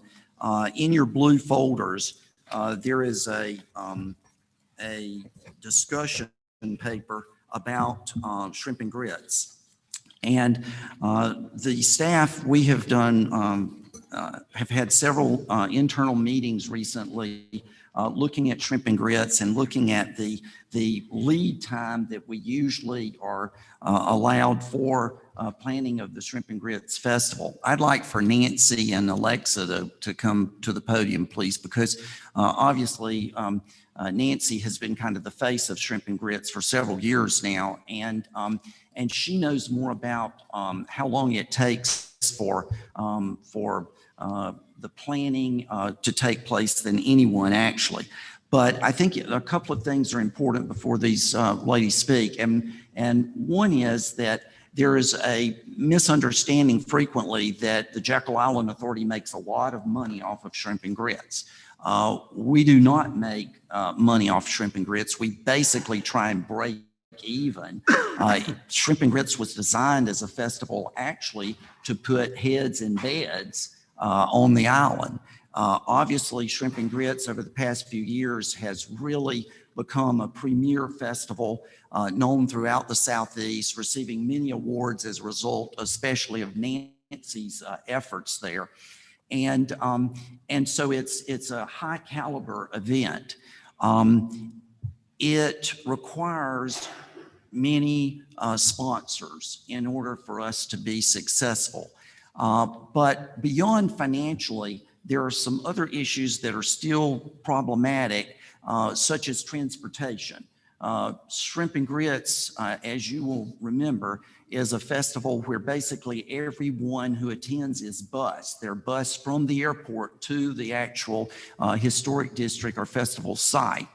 And so in our ongoing discussions with representatives of the school board, their bus department here, we still have concerns that even if some of their procedures are are less restrictive in the fall, that there are still going to be some restrictions that are going to make our efforts with shrimp and grits more difficult.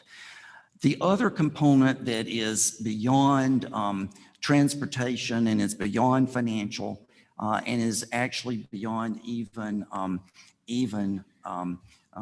contracting for early is the fact that one of the key ingredient for our Shrimp and Grits Festival it's our restaurants from throughout the state.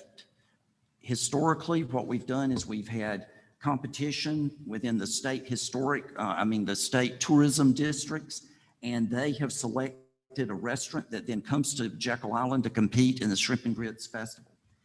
And this year, I think it's no secret that restaurants are struggling. If you try and get into a restaurant on Jekyll Island right now, it is a problem. And the problem is a lack of employees. And we are hearing that constantly. We're hearing concerns from residents about the fact that there's nowhere to eat. It is not just on Jekyll Island, though. This is throughout the state. It's beyond the state even. And so it's an issue of trying to get employees back and ramp up. And so our concern is that restaurants are going to be very unlikely at this point to pack up their employees and move everything down to compete in Shrimp and Grits. So as we look at that, we want to look to the future and talk about, though, how we need to look at this, because we don't want to do anything that causes Shrimp and Grits not to be the premier festival. We don't want it to be lackluster. Yes, so to Jones's point, we are constantly thinking and working on the Shrimp and Grits Festival.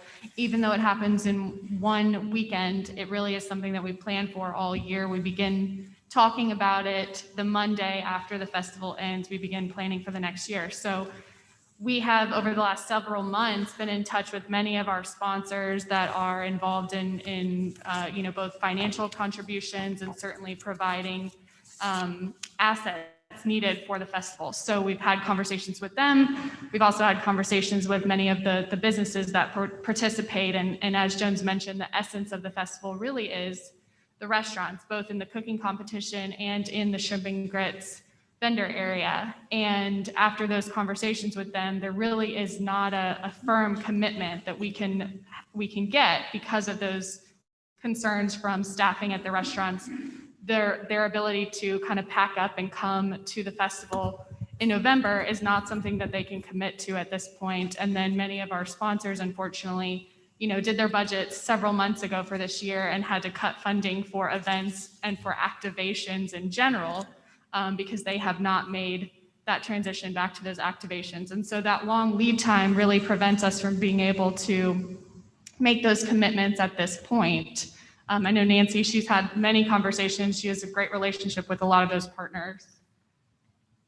Yes, as I was talking to some of our national brands that are with us, they're sharing with me that they are optimistically, this year they're not encouraging the live activations, but they are optimistic and are willing to participate in 2022, providing that everything that's going on in this world is still moving in a positive direction, as well as a lot of the high-end vendors that we work with.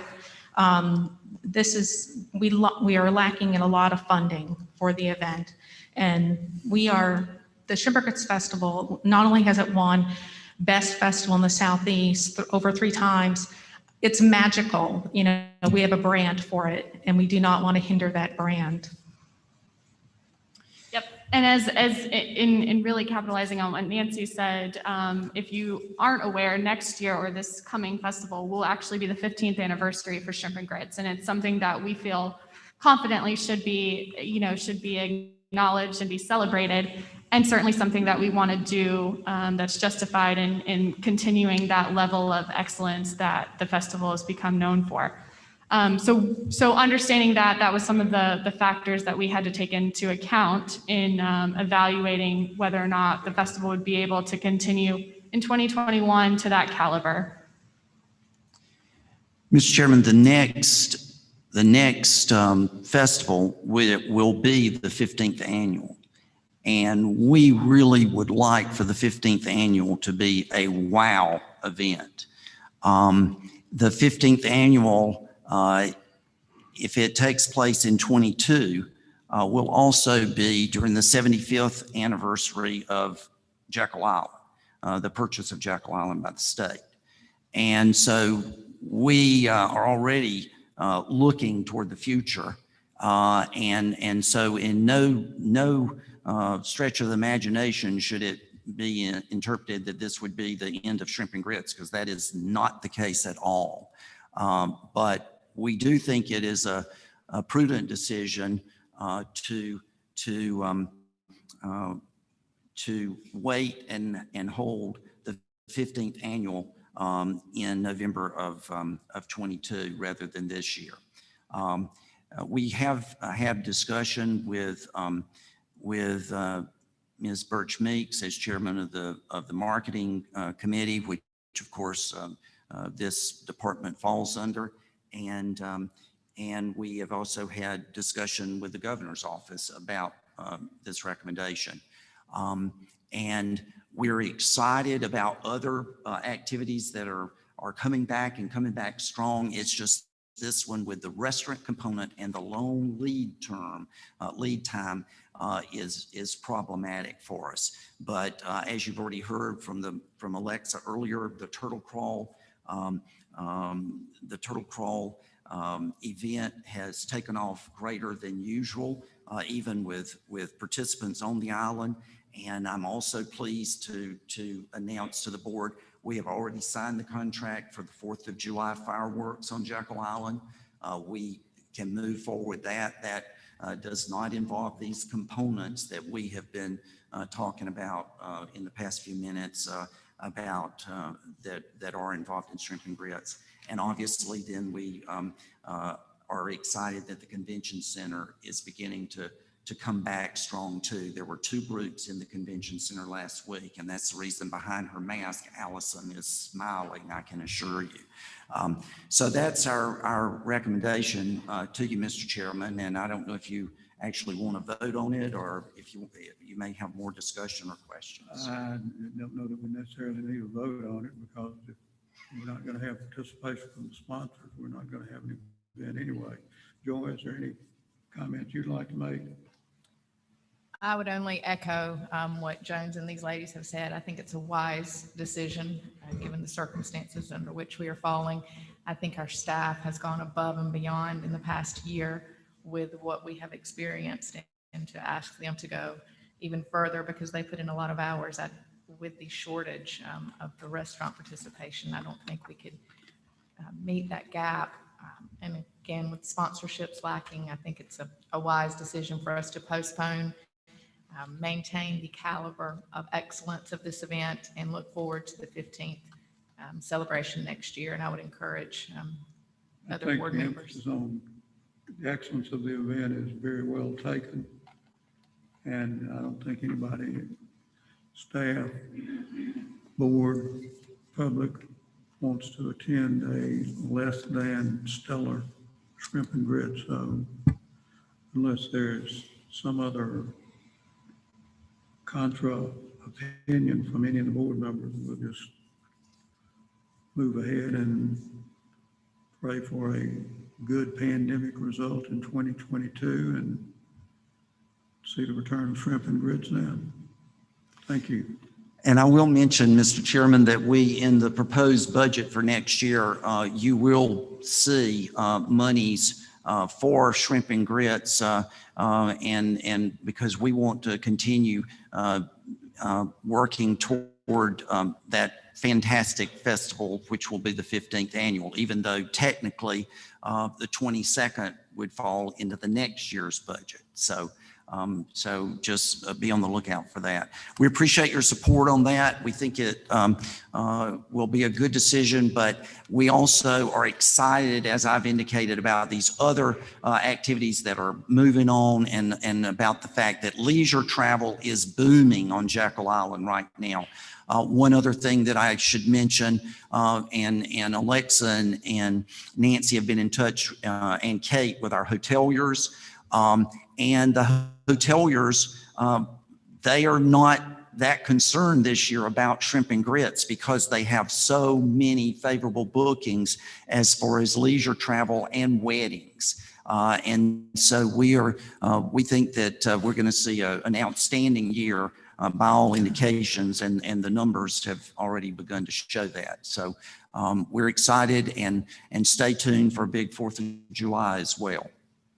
Thank you. And I can mention too, Jones, so to mark your calendars, November 4th through the 6th, 2022 for shrimp and grits. There you go. The next item, Mr. Chairman, is I need to bring forward, there's a letter in your blue folder today. It is a copy of a letter that I sent to Colonel Daniel Hibner, who is the Commander and District Engineer of the U.S. Army Corps of Engineers.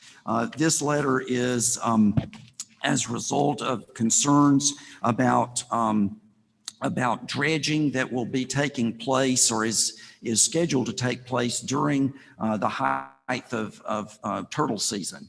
And that, of course, concerns us. I had written a letter earlier, actually that was the March 24th letter to the Colonel, expressing concern and also requesting a meeting. And so we then had a Zoom meeting with members of his staff and members of our staff, including Terry Norton from the Georgia Sea Turtle Center. Ben Carswell was on that call as well. And we talked through the issues. The letter in your folder today is the March 9th letter, which is a follow-up to the meeting.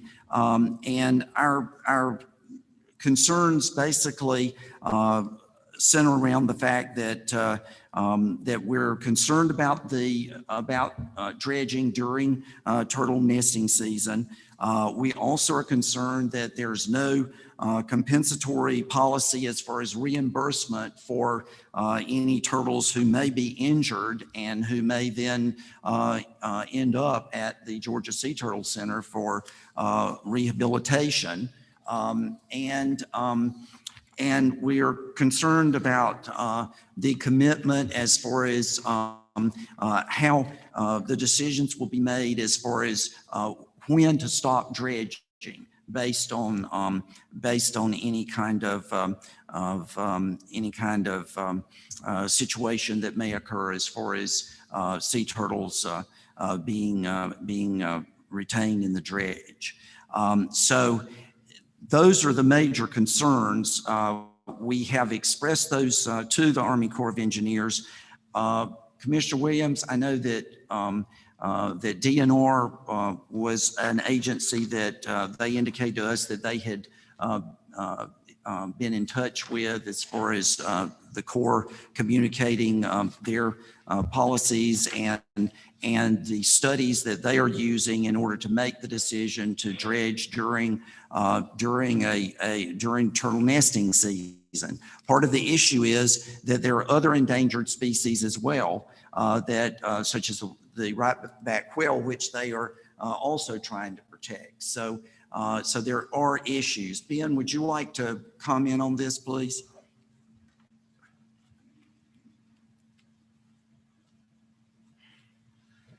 Thank you, Jones.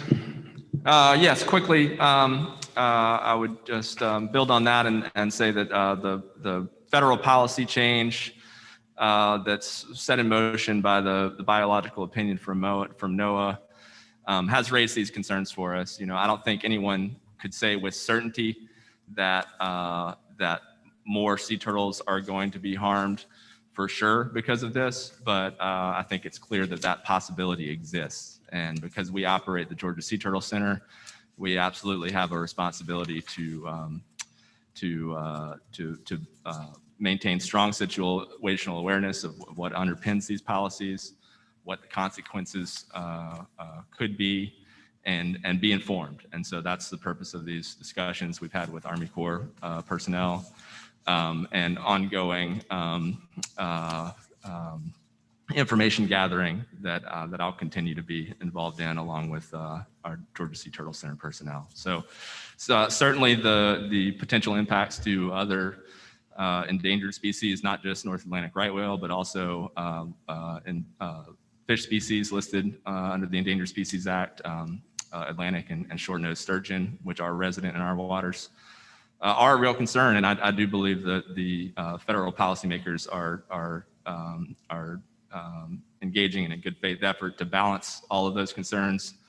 But the fact remains that, if more sea turtles are harmed in our waters, that could affect our local population, and that would, if injured sea turtles come into our hospital, that'll certainly impact our budget and our staff. And there's no federal policy to compensate us for that.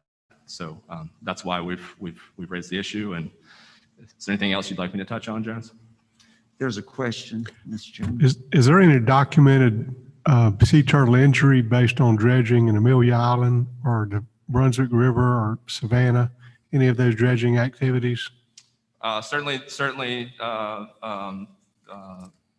fatalities, lethal take, as it's called under the Endangered Species Act, has occurred. And even when sea turtles do survive actually being taken in by the dredge equipment, injuries are traumatic and severe to the point where under the law, they're actually considered lethal take until at such time as they may be rehabilitated in a facility like ours and successfully released. So there is a sea turtle in our hospital at this time, Kemp's Ridley sea turtle, that was entrained and severely injured in dredge equipment as part of the Kings Bay project that's been going on recently. Our staff has estimated the expense roughly for a case like that at $5,000. And that's not to mention, of course, the trauma on the animal and, and the psychological impact, I think, that's real on our staff for dealing with such, severe and traumatic injuries.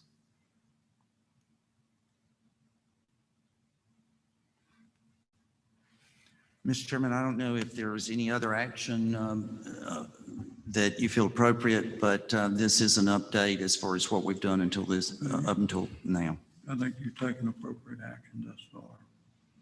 Just keep us posted if there's anything else needed. Yes, sir. Thank you.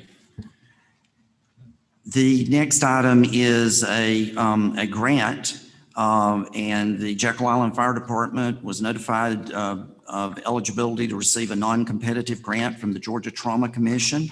The amount of the grant is $1,575.86. It's to purchase supplies and equipment that support the department's response to trauma-related emergencies. There are no matching requirements for this grant, and so we thereby recommend, Mr. Chairman, that the acceptance of this grant from the Georgia Trauma Commission in the amount of $1,575.86. We have a grant of $1,575 and with no strings attached, no matching requirement.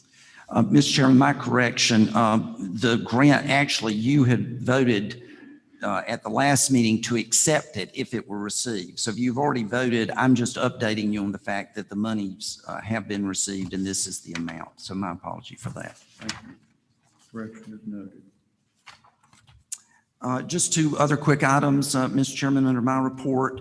One is that the master plan is moving forward with the Carl Vinson Institute. We've now notified several persons to be a part of the stakeholders committee to work with the Carl Vinson Institute.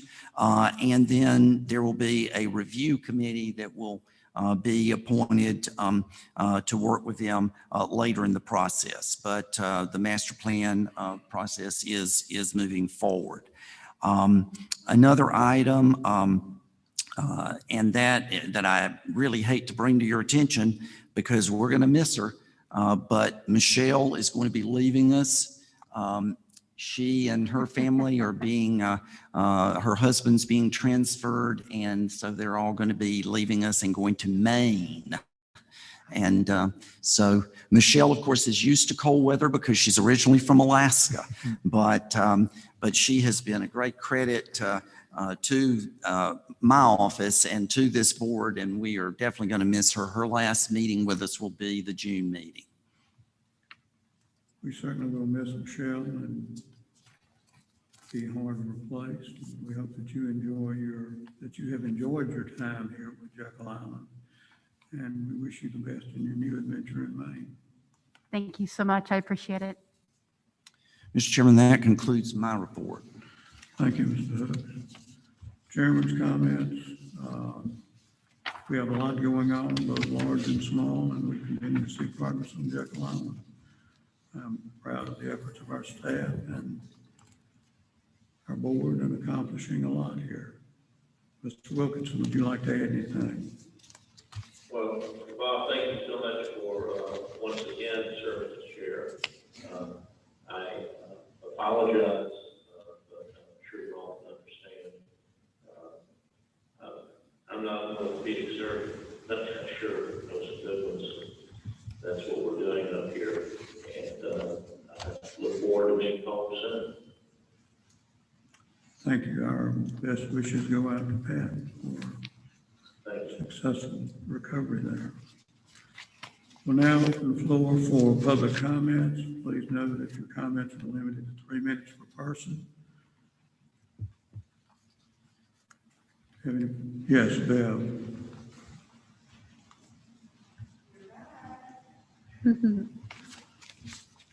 Good morning.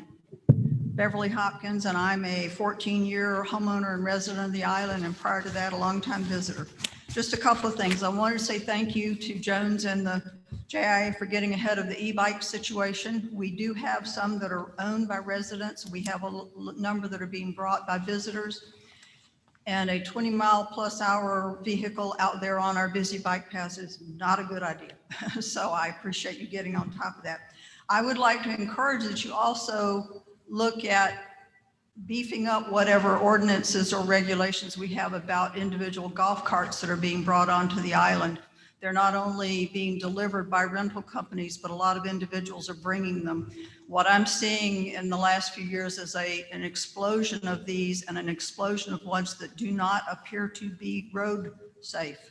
They do not have seat belts, and or they are not using them, and or they are putting 3 passengers in a seat that should only hold 2.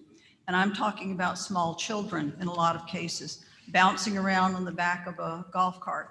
Some people will say, what business is it of mine? Well, if I'm driving on Beachview right behind one of these golf carts and there's a small child turning around, talking to his parents, if that child lets go and falls, I'm the car behind him.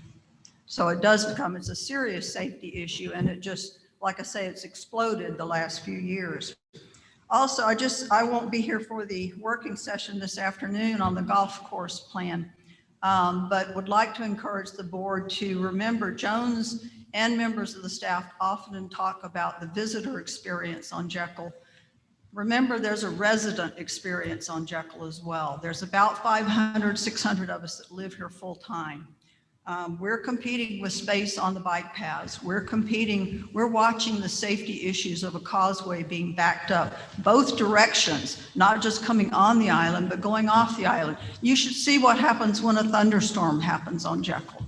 The exodus off the island is absolutely amazing, but it's a safety issue. What if we have emergency vehicles that need to come or go during those spells? How many of you have received an email or something that had a statement in it that says, we encourage residents to plan their off-island weekend travel outside of peak hours during the summer? Peak hours are no longer just the weekend during the summer. It's every pretty weekend. It's days during the week. During this time that we've had remote learning, a lot of families have come out here. And I'm glad they're coming out here to enjoy the island for what it is, but it is creating safety problems. It is also creating environmental impact. We're the ones who carry our little trash bags around with us when we go to the beach to pick up after our visitors. One of the restaurants actually. Yeah, I'm sorry, your time is up. Thank you for your comments. Thank you. Any other comments?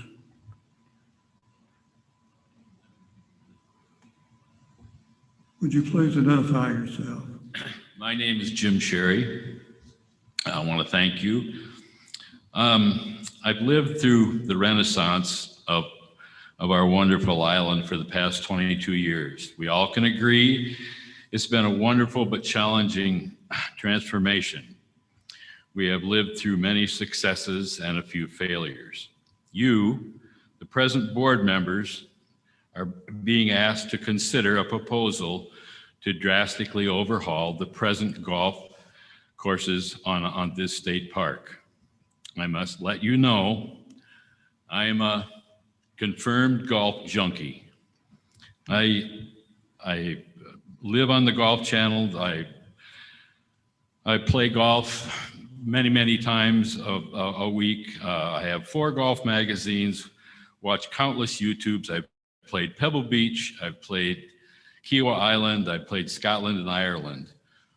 My home state of Wisconsin, I've played all the big ones, the Whistling Straits, but nowhere have I ever found what we have right here on Jekyll Island.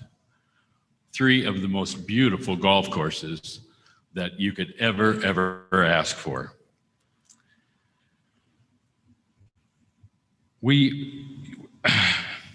You're going to be asked to approve a plan that was developed 2 years ago. There has been a massive paradigm shift since the inception of this plan. Golf is and will be growing by leaps and bounds according to everything I can find. Now and into the future, golf will continue to grow.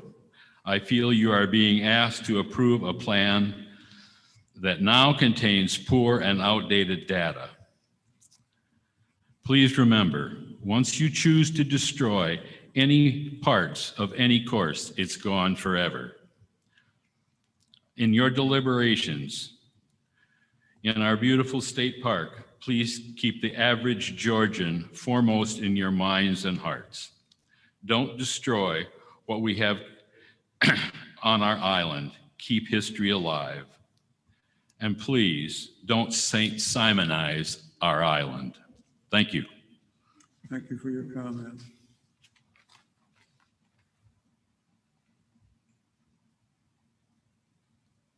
Could you identify yourself, please? Good morning. I'm Steve Smith, island resident, golfer, lover of Jekyll Island, giving public input on the golf master plan. Very much opposed to the Vincent Group plan.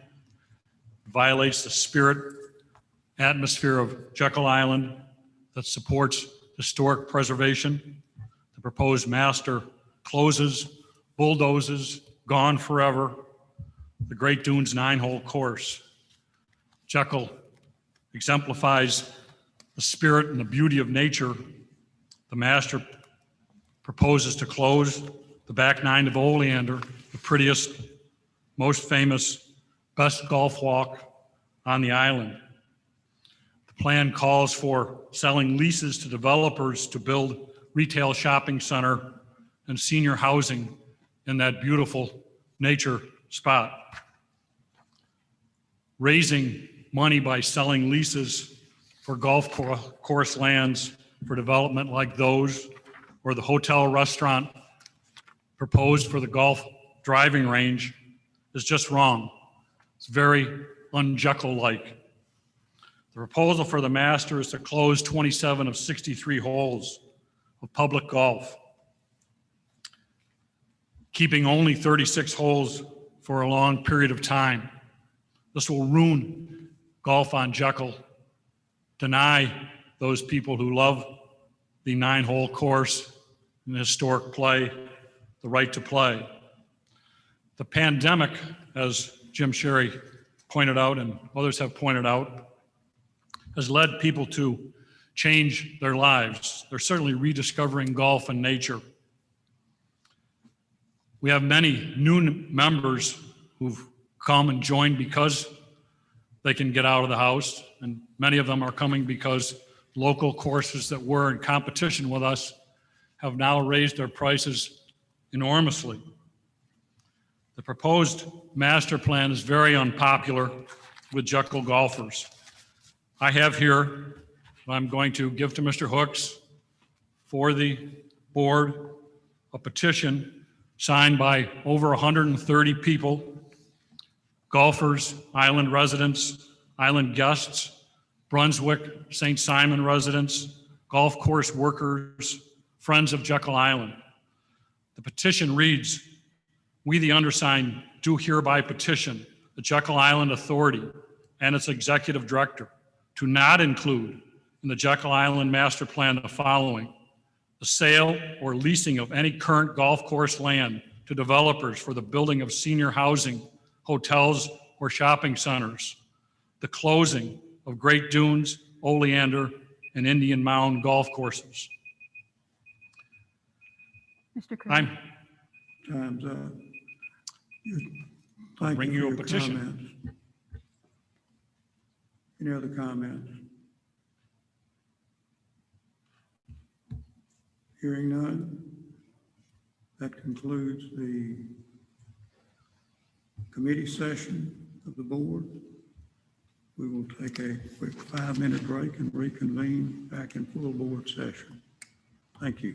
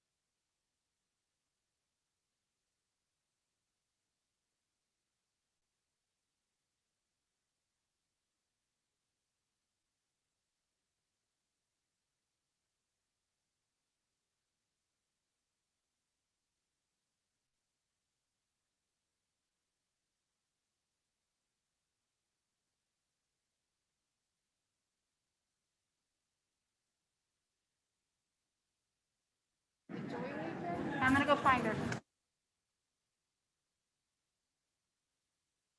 Yes, sir.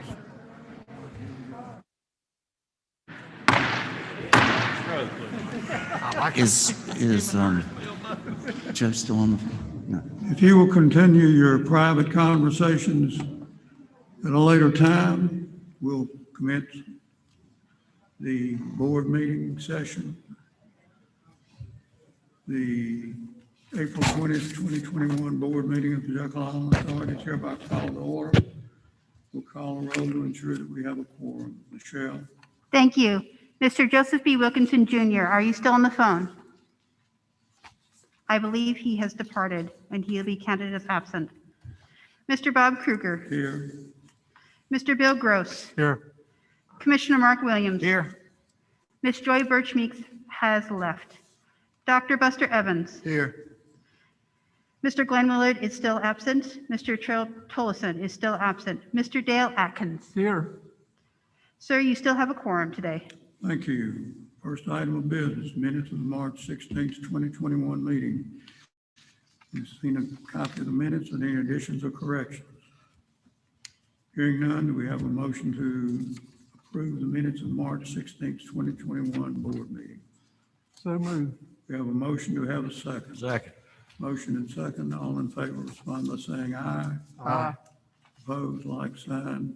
Minutes are approved. Next item, funding request for equipment replacement in the water wastewater treatment plant. That is a committee motion. No second is required. All in favor, respond by saying aye. Aye. Opposed, like sign. Motion carries. Funding request for Georgia DOT intermodal airport fuel farm correction of Federal Aviation Administration funds. That again is a committee motion. No second is required. All in favor, respond by saying aye. Aye. Opposed, like sign. Motion carries. Assignment of lease for Jekyll Beverage Center. This is a committee of the whole motion. No motion or no second is required. All in favor, respond by saying aye. Aye. Opposed, like sign. Motion carries. Request for RFP number 361 for code revision. This again is a committee of the whole motion. No second is required. All in favor, respond by saying aye. Aye. Opposed, like sign. Motion carries. Invitation for proposals for residential construction for 5 Hayes Avenue. Committee of the whole motion. No second is required. All in favor, respond by saying aye. Aye. Opposed, like sign. Motion carries. RFP number 360 for public safety complex. Committee of the whole motion. No second is required. All in favor, respond by saying aye. Aye. Opposed, like sign. Motion carries. RFP number 363 for Jekyll Island permitting, licensing, and lease contract management software. Committee of the whole motion. No second required. All in favor, respond by saying aye. Aye. Opposed, like sign. Motion carries. Resolution for campground bond project. Committee of the whole motion. No second required. All in favor, respond by saying aye. Aye. Opposed, like sign. Motion carries. Consideration of the award for request for quotation, Jekyll Island sewer cleaning and mapping. Committee of the whole motion. No second required. All in favor, respond by saying aye. Aye. Opposed, like sign. Motion carries. RFP number 364 for Jekyll Island amphitheater. Committee of the whole motion. No second required. All in favor, respond by saying aye. Aye. Opposed, like sign. That concludes the business of the board. Is there a motion to adjourn? So moved. Second. Second. Motion second. All in favor, respond saying aye. Aye. Michelle, note the time and the meeting is adjourned per se. We now have a work session for golf master plan. Lunch is served.